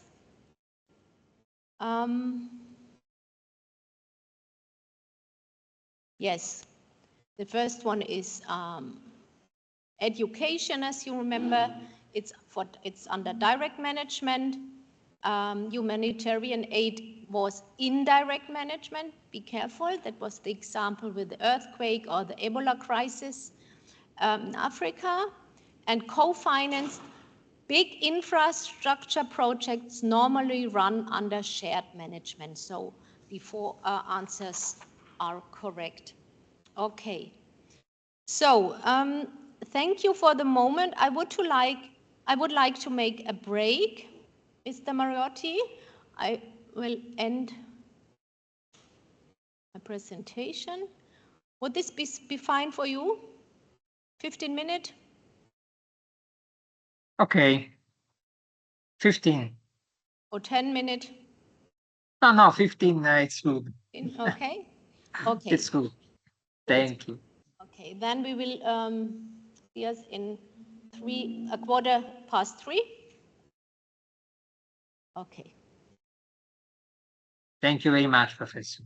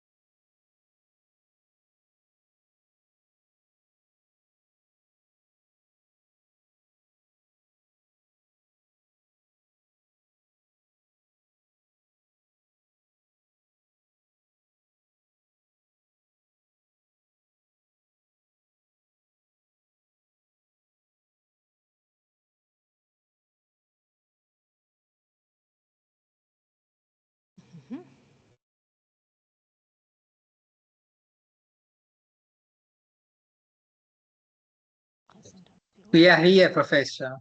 Okay, so we will continue for the last round. Okay. Okay, so now we will continue and we will address the two last chapters. And it's really interesting now to see what are the problems for the EU financial interest, what are the problems for the auditors, because of that paradigm shift, what the RRF's new fund management is. We can guess that there are implications on control and audit, and now we will look what they are. First, chapter 5 is on the impact on the fund management, and there are 6 crucial deviations from the previous system of fund management in cohesion policy. The European Court of Auditors did a very interesting comparative analysis and compared the funding under cohesion policy, under shared management, with the funding under the RRF. And there are 6 differences, very interesting differences. I will go very quickly through the first 5 but then we will focus on control and audit, because that's what's interesting for the research question. Okay, if we have a look at the overall framework, we can see that under the RRF, what is really new is that financing through bond issuance from the capital markets. That's absolutely new. And what's also new and also a problem, as we have seen with the example of Italy, that the time period cannot be extended. The program will end in 2026. As regards governance and management, we can see also a big difference. This is this new fund management form under specific rules. Cohesion policy normally runs under classical shared management. As regards the programming of spending, we can see that under the new instrument, the new RRF facility, this facility, all is about a national recovery and resilience plan. We will look at that in a minute. So the member states give plans to the Commission, and then the plans are adopted by the Council, and that's all. And in these plans, all must be fixed. This is the basic programming document for the allowance then to get money. Under cohesion policy, this works in another way. Here we have a lot of levels involved, and here we have really a decentralized programming.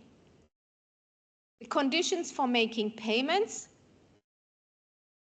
and here we have really the main differences. Under the RRF are really only achievement of concrete outcomes, so not the costs which incur with the at the level of the final recipients.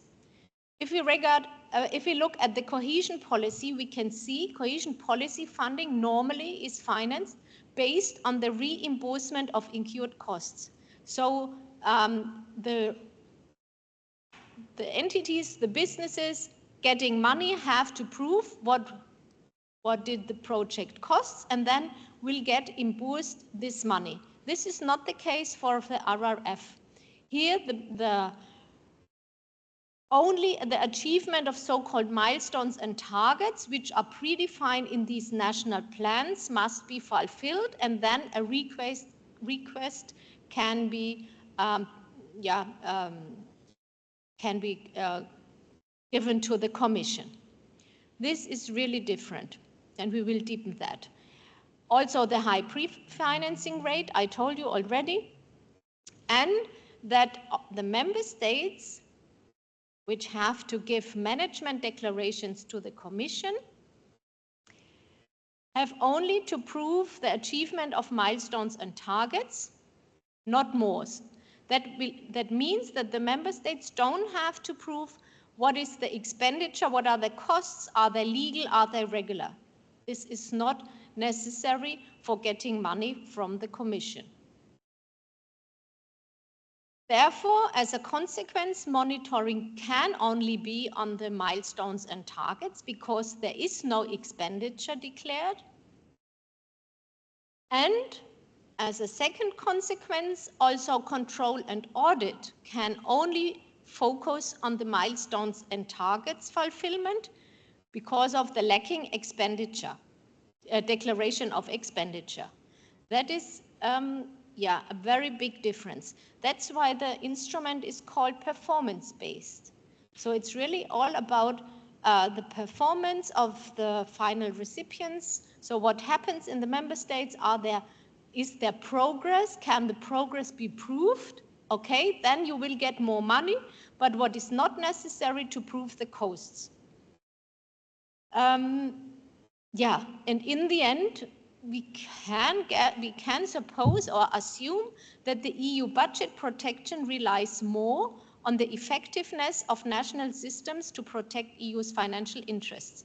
So if we want to know if the EU's financial interests are safeguarded, we have to trust these national systems, because all is going on within the member states, and this could not really be controlled. So we will now deepen a bit this control and audit perspective. And here these 2 points from that slide are interesting.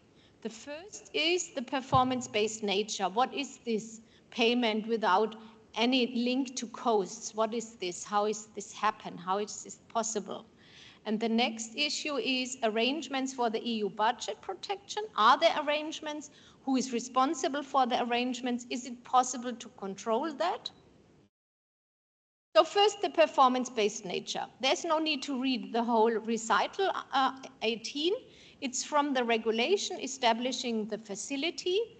And what we can see is that we have here the direct management under specific rules. And these rules are, for example, that this contribution is something new. It's a sui generis contribution, which is determined on the basis of a maximum financial contribution calculated for each member state in advance, taking into account just the estimated total costs of the national plans.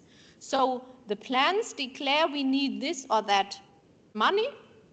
These are estimated total costs because it's a plan, it's looking into the future. And the contribution then is decided on that basis. The financing afterwards is not linked to costs. So there is the money going from the Commission to the member state as beneficiaries, as you remember the pyramid model, Commission to member state as beneficiaries, and there is nothing about costs. The payments are solely based on the progress, therefore. Progress means the achievement of reforms and investments defined in milestones and targets. So it must not even prove that the reform is finished. There are milestones and targets, so steps towards the success of a reform or an investment, and these milestones and targets are already described in the national plan. So this is in fact, yes?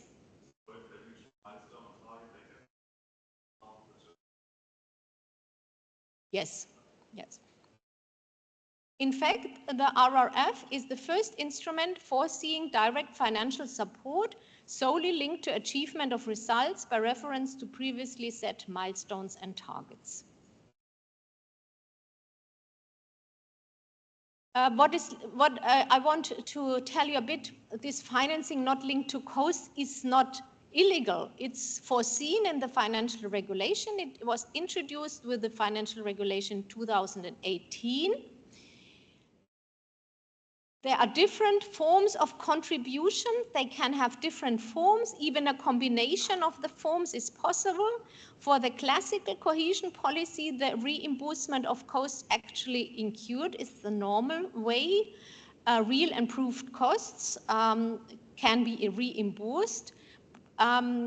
Financing not linked to costs of the operations is possible, but that's the first time it's really used, and it's used for such a big funding program. And then there's a third program, third method, different kind of contribution of simplified cost options. So as we can read, or the legislator explain that under the facility, financing not linked to costs applies at the level of payments from Commission to member states as beneficiaries, irrespective of the reimbursement in any form of financial contributions from member states to final recipients. Consequently, payments should expressly not be subject to controls on the costs actually incurred by the recipients. That's written down in the recital, which is the founding of the regulation, which are the reasoning for the regulation. And that's a very interesting point. And what we have now to analyze, has this consequences for the EU's financial interest? You can imagine that these milestones and targets, or the assessment, are they fulfilled or not, is really crucial for the whole procedure. The first step is to get money in advance, the pre-financing, flowing from the Commission to the member states, really at the early beginning. That's the first request after the adoption of the plan the member state can do. And here it's just necessary that they have a plan with clear milestones and targets, and then they can get up to 13% of the total amount which is foreseen for them. Then twice a year, a member state can ask an installment. Also for that, it's necessary to declare the achievement of the milestones and targets, which are already defined in the plan, and then the member state can get the next installment twice a year. This is possible. And it's also regulated that the Commission really has to do the assessment rather quickly because they want to speed up the procedure. And they don't need bills and don't need the proof of costs. So this is not so, perhaps also this bureaucracy should be avoided. This is also, I think, an argument for that form of fund management. Also, in case of non-satisfactory fulfillment of milestones and targets, it's possible that the Commission suspended a payment, reduces the financial support, or theoretically even the termination of the agreement is possible. I read that in Lithuania, for example, they lost a bit a certain sum of money, so there happens a reduction of the financial support because they were not able to fulfill some of their milestones and targets. What are these milestones and targets? To give you examples, then you can better, then you have a picture in your mind. So milestones are qualitative issues, so they serve the qualitative measure of progress towards the achievement of a reform or an investment. So a milestone is not a reform, it's just part of the way, it's part of the way to the achievement of a reform. I have here two examples. Adoption of a regulation can be, for example, it's just a step towards a reform.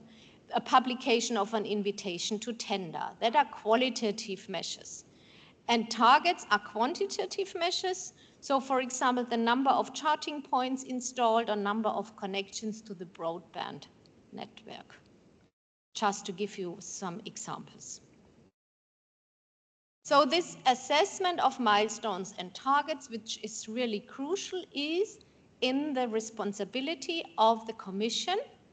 So, but that's all for the correct payments. Yeah? The payments are correct if the assessment of the milestones and targets is positive, then the member state can get money, and then that's all what has to be proved. For sure, the assessment must be based on clear conditions. This is rather complicated, so the assessment of milestones and targets follows some rules which are in the regulation itself foreseen. The Commission monitors the implementation of the milestones and targets, and then for the monitoring, the member states have to report data. Without information from the side of the member state, the Commission is not able to assess the fulfillment of milestones and targets. These reports must be based on 14 common indicators, as there's something, so they must be rather, exact in their reports. And then the Commission provides an annual report on all these data to the Parliament and the Council. These 14 common indicators are related to the 6 policy pillars. And then the Commission has also the task, and the Commission did so, publishes the data on the common indicators on the Recovery and Resilience Scoreboard. That's rather interesting. It's good to look at that scoreboard. There you can see how the countries progress in implementing their plans. So this is very interesting website. The assessment process at the beginning was not really well organized, and the Commission got a lot of critics, but meanwhile the Commission has made efforts to improve the assessment process, but I think that's going too much into the detail.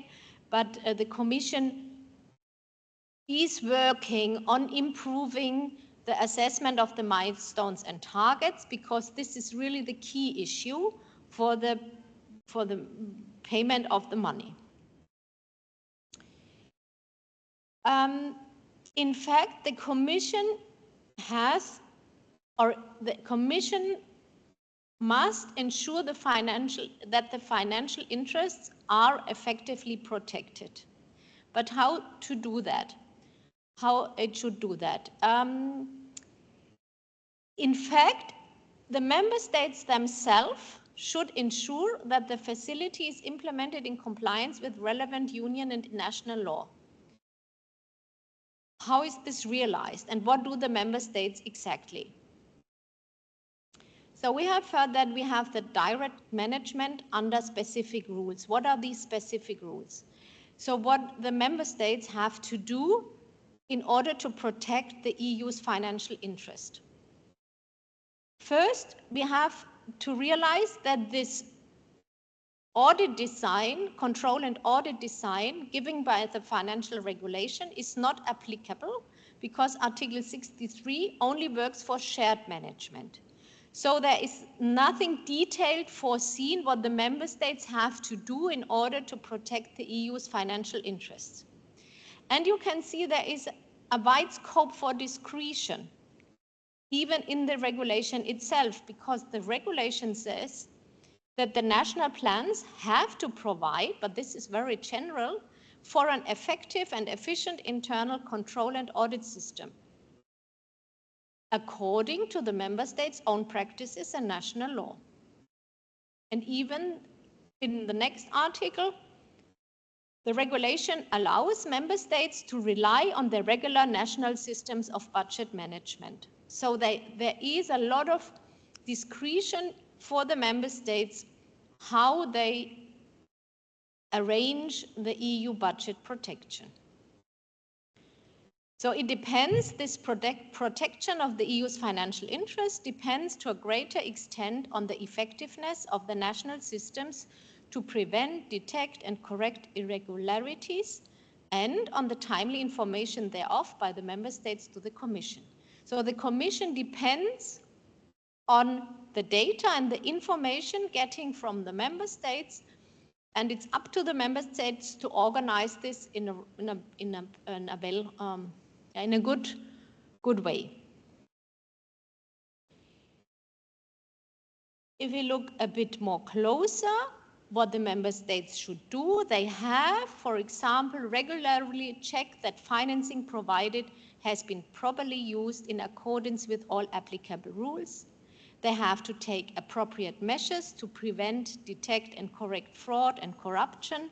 They have to accompany a request for payment by a management declaration that the funds were used for its intended purpose and by a summary of the audits carried out, and collect data on final recipients of funds. So the member states have to do a lot, but all this is not condition for payment. This is just for the Commission, and the Commission then may carry out on-the-spot checks on a horizontal or risk-based approach, covering all countries. But that's all what the Commission can do. And in fact, how the member states realize this catalog of duties is up to them, up to the member states, and depends on the national situation given in the member states. So what we can sum up regarding the arrangements for the EU budget protection is that the national authorities play a central role in managing the facility as beneficiaries. The arrangements put in place at national level are very important to ensure sound financial management of the facility resources. So all depends on the arrangements in the member states. The core idea of that arrangements is that just member states as beneficiaries are expected to take all appropriate measures to ensure that the use of the facility resources complies with applicable EU and national law. The cooperation between national and EU authorities in the context of managing and auditing that new facility is crucial, and the Commission is depending on the information, so the data delivered by the member states. This is an illustration I made myself based on information from a review from the European Court of Auditors, and look at the red parts. So you can see that in the member states, the milestones and targets are controlled, and they collect data on the implementing of the reforms and investments. This data is reported to another body, so these three different bodies: implementing body, coordinating body, and audit authority. So that is an ideal organization within a member state. This is not forcingly always the case, but this is one example how the member state can organize the arrangement for the EU budget.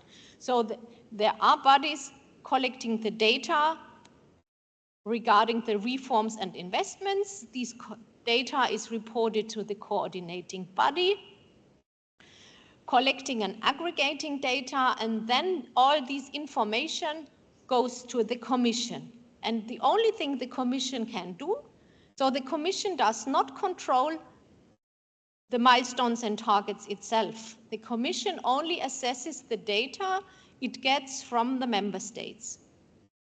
The Commission can ensure that the data is collected efficiently, effectively, in a timely manner.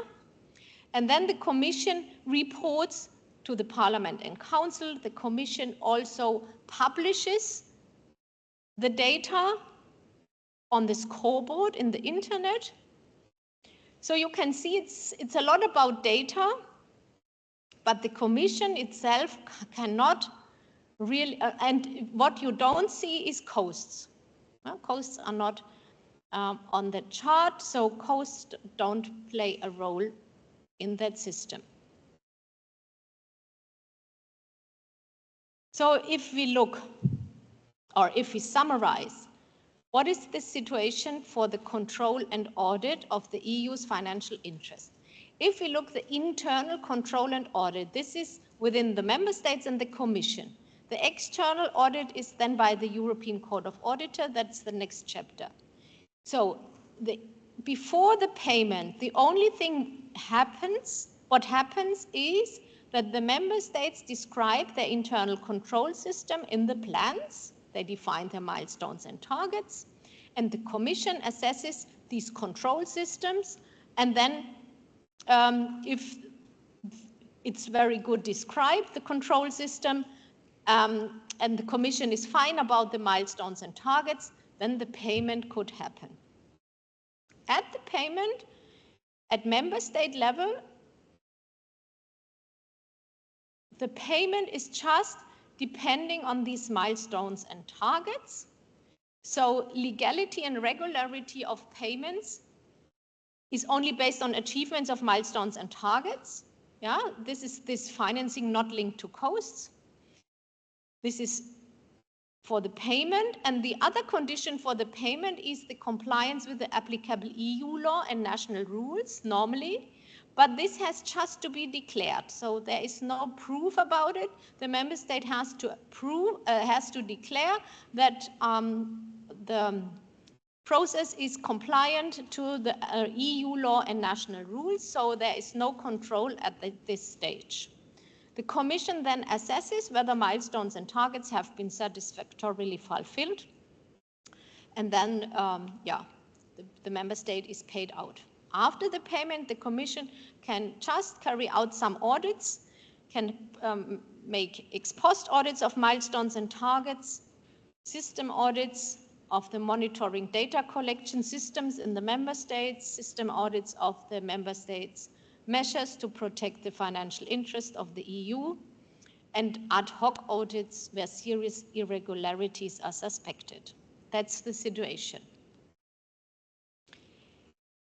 Okay, finally, what are the implications of all these findings for the work of the auditors? Because that was the question I have to answer, especially the European Court of Auditors. First, we have to look at the court as such. What is the task of the Court of Auditor in Luxembourg, the Court of Auditors?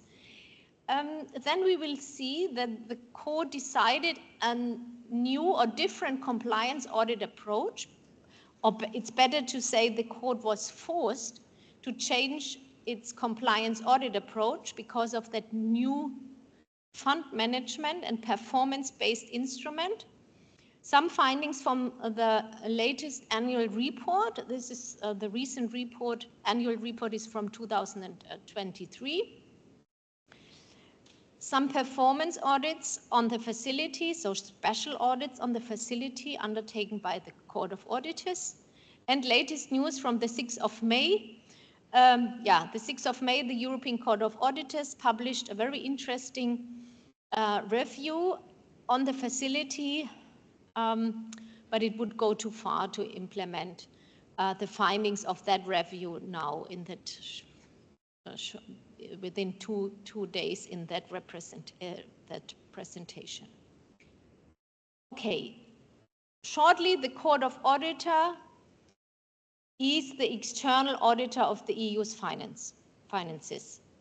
In the Treaty on the Functioning of the EU, you can find that the court had 3 tasks. The court has to provide the European Parliament and the Council with a so-called statement of assurance as to, on one hand, reliability of the accounts, this is the financial audit, and the legality and regularity of the underlying transactions, which is the compliance audit.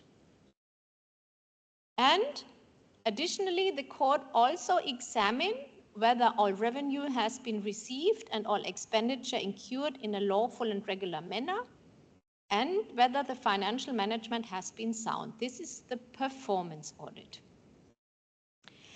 And the court publishes then its findings. Annual reports are recurrent audits with financial and compliance audit objectives, and in special reports, the court reports on performance audits.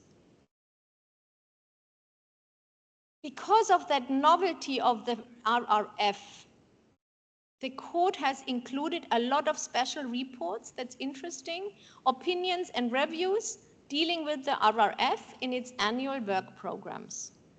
So with these publications, the European Court of Auditor has intended contributing to the debate on how to design and implement such framework for instruments based on financing not linked to costs in the future. So what the court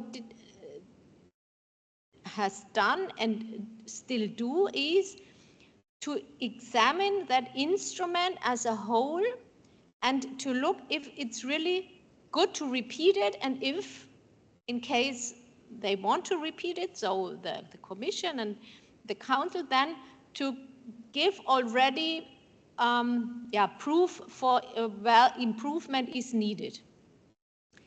So many special reports on that instrument have already been carried out and others are still in the pipeline.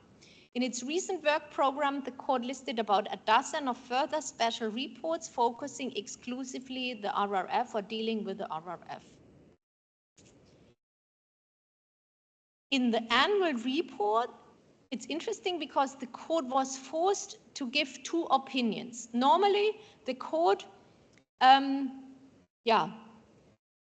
reports the results of the financial and compliance audit and gives an audit opinion on the general budget, which is called Statement of Assurance, to the discharge authorities, Parliament and Council. And then the Parliament and Council can discharge the Commission, which is responsible for the budget. But the court has the external audit right also for the Next Generation EU, which belongs not to the general budget, as we have heard. The Next Generation EU is outside the budget, so the court, but the Next Generation EU funding is also subject to the discharge procedure. So like already for 2022, the European Court of Auditors provided once again two separate opinions on legality and regularity of expenditure. So he did a separate compliance audit on the RRF. This is in chapter 11 of the annual report 2023. This is really a separate chapter on the RRF. Okay. Why did the court so? But why did the court do so? And what is behind? And this is taken from the annual report 2022. The Recovery and Resilience Facility spending model requires a different audit scope. And that's the reason why the Court of Auditors really wrote a separate chapter on the compliance audit for the RRF. Why? We can already guess that is because of that financing not linked to costs funding model. The only condition for payment is satisfactory fulfillment of predefined milestones and targets. And the compliance of the expenditure incurred finally, so in the member states by final recipients in implementing bodies, is not a condition for the payment. This is significantly different from other audit work of the court, because normally the Court of Auditors assesses compliance with all relevant EU and national rules down to final recipient level. And this is not possible under that model of the RRF.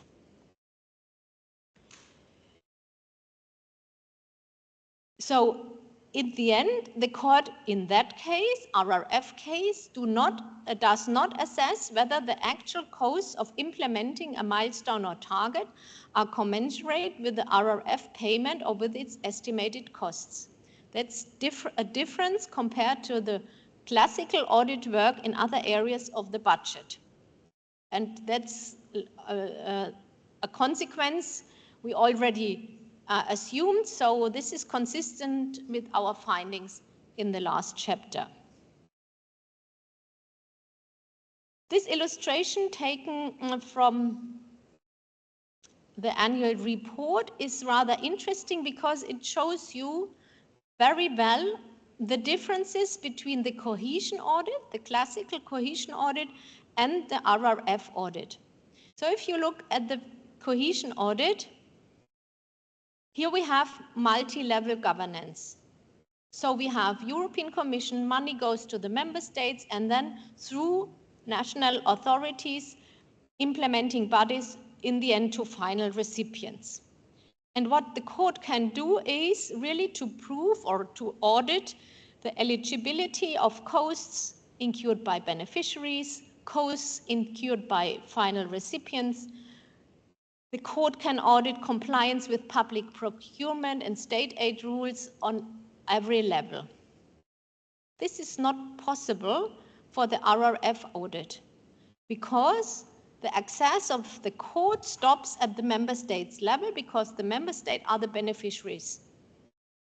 What is possible are on the spot checks of the existence of the project, of a project or of a final recipient. This is possible, so on the spot checks are possible in both cases.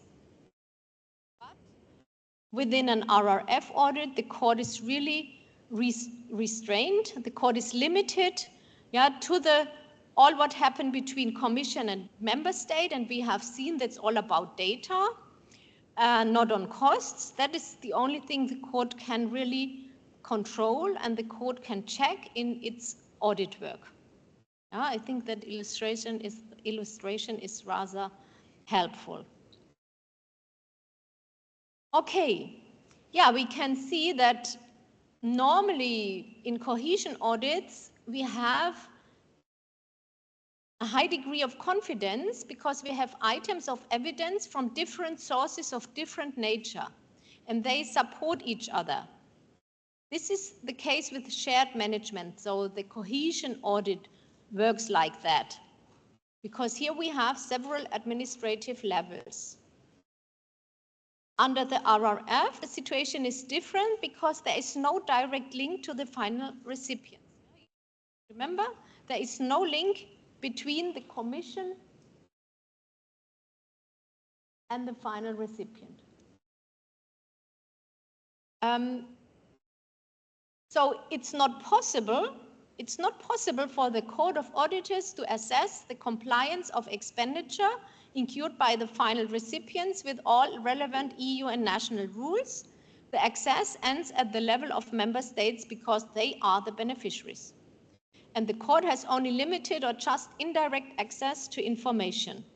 It is restricted to the Commission responsible for the information coming from the member states. And the court is not happy about that. And that we have already seen because of that limited information. So this was in an older report, the court already held that because of that limited information possible at EU level, there is a EU level accountability gap in the end.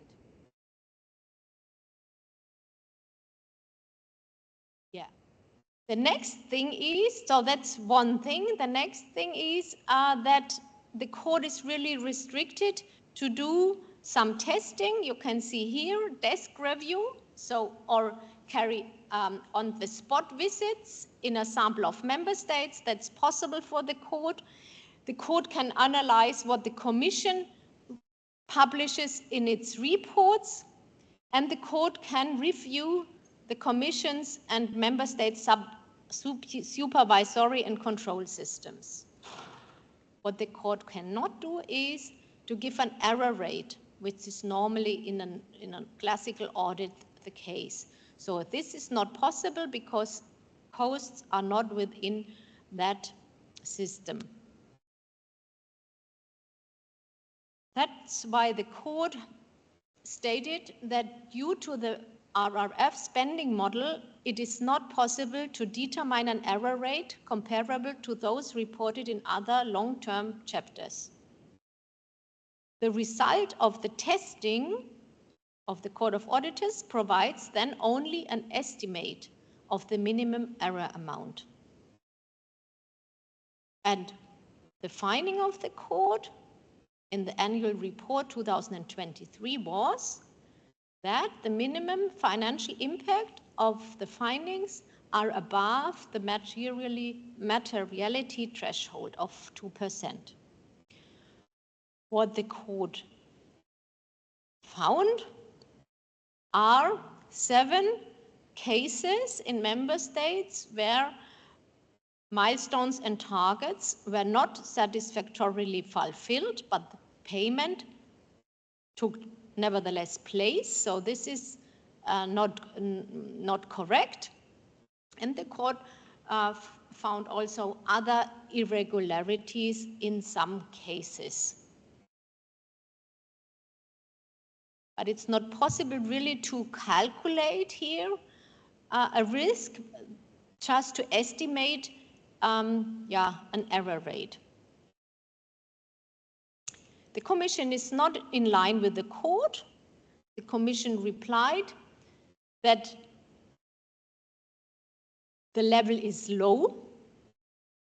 Just 7 findings, that's not a lot.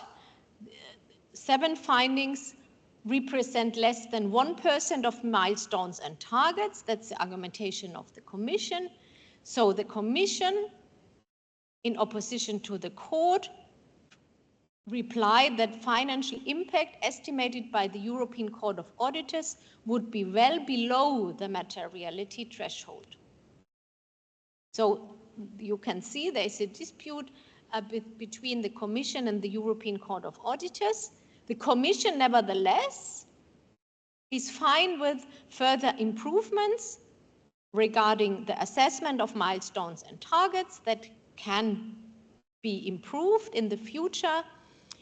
So here the Commission is in line with the court, but not with the opinion on the infringed materiality threshold. Also, in another context, we can see a conflict between the 2 institutions and their roles. For example, the court states that the Commission challenged aspects of the audit approach, and challenging the audit approach is not part of the auditor's right to reply. I think that's rather interesting. And the Commission, on the other hand, always tries to hide a bit into the regulation. The Commission maintains that it's not in a position to accept recommendations that it considers are counter to the regulation. So the Commission uses the regulation to defend, what the Commission do. And the court criticizes a lot of things, always with a perspective for a future instrument, which could be designed the same way. But that's rather interesting. At the end of an annual report, it's the Court of Auditors giving recommendations to the Commission. For 2023, we have 4 recommendations, and you can see 2 of them are accepted by the Commission, but 2 are not accepted. So you can see the not accepted recommendation. The first one is there is a dispute when did the measure really start, when the costs occur or earlier. So here the Commission interprets an article in the regulation in another way than the Court of Auditors. And the last recommendation, also not accepted. Here the Commission argues that it's within its, so the facility, the unique framework of the facility, which trusts more the member states. So the member states are responsible for protecting the EU's financial interests. So the Commission is not in the position to provide assurance that the member state really have good state control systems, because it's in the responsibility of the member states, and that is what the regulation foresees. That is the political will of the regulation. So here you can see the Commission really tries to defend the regulation. Okay.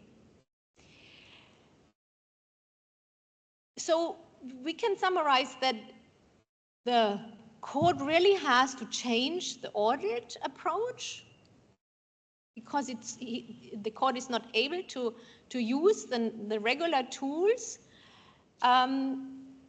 for its external audit of that facility expenditure. The result then of this audit is an estimate depending on the accuracy and reliability of the information provided by third parties, so from member states and the Commission. And therefore, the European Court of Auditors attempts to demonstrate with numerous performance audits that the pitfall of the new facility instrument, or rather its weaknesses, lies in the detail, and gives recommendations for future similar instruments. The European Commission often responds firmly by referring to the recent regulation, but the European Court really tries to prove that that instrument is not perfect, should not be used in that form which we have now under the regulation in future.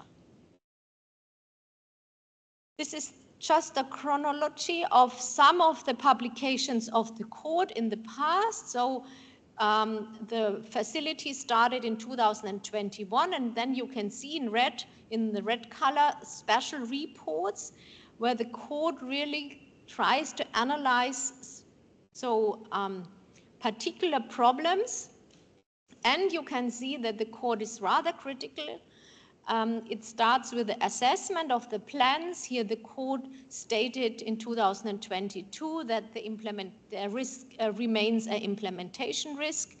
Then on the design of the Commission's control system, the court held that there is an assurance and accountability gap at EU level, that the debt management at the Commission must be improved, that the performance monitoring framework is not sufficient to capture performance,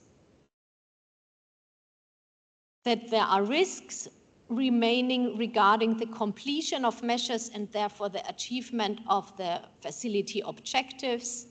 And the court held that control systems on double funding lack essential elements to mitigate the increased risks. So all that shows that there is a lot of discussion ongoing if the instrument is really, a success, or really a danger for the EU's financial interest. Now the latest news. What happened? The 6th of May, the court published its review called Performance Orientation, Accountability and Transparency, Lessons to be Learned from the Weaknesses of the Recovery and Resilience Facility. In that review, the European Court of Auditors summarized several of the over the time published opinions and reports related to the design, the control framework, and the implementation. We have seen these special reports in a very compromised, summarized form on the slides before. And what the court wants is to flag risks, challenges, and opportunities which could contribute to the assessment of such an instrument and its future use. This is a quotation from that review, and I think that shows very well the opinion of the court. So, I will read it. We concluded, so the auditors say they conclude that the facility focuses on implementation progress rather than performance, with limited information available on its results or efficiency. While the facility's control arrangements improved over time, they are not yet sufficiently robust. Finally, facility implementation is progressing, but faces delays which poses risks in terms of the completion of measures and value for money, what we have heard for Italy. Based on these observations, we include lessons for future performance-based instruments with the aim of contributing to the discussions on the post-2027 multi-annual financial framework. So that's important because there are already voices asking for such an instrument in order to improve the defense situation in the member states. So there's a discussion ongoing, and I think that's rather interesting to see also for the politicians, for the commissioners, what are the proposals of the court, how we can use such an instrument, but in a better way.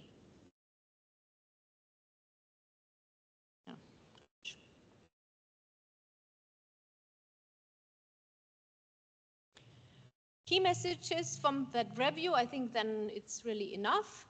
So we have a not performance-based instrument, limited focus on results, no information on actual costs, not clear what we got for the money, incomplete picture of who the final recipients are, payment conditions not clearly defined, risk of overlap with other EU funds, insufficient assurance that control systems adequately protect EU financial interests, funds recovery only possible in specific cases, measures not always addressing key challenges, funding not always proportionate to progress, borrowing brings risks. Okay, so the last, really absolutely last quiz, and then I will close my lecture. So you are invited for a last time to answer the last information.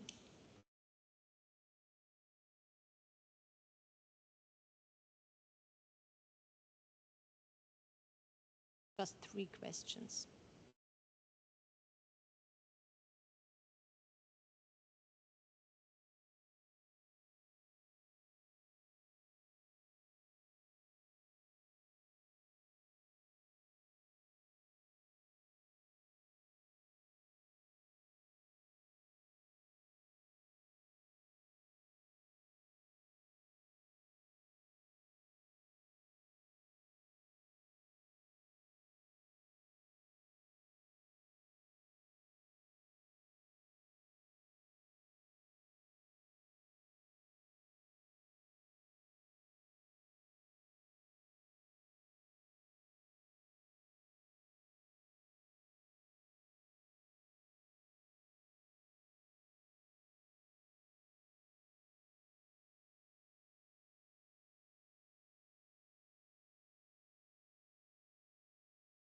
We will see if it works with 3 participants.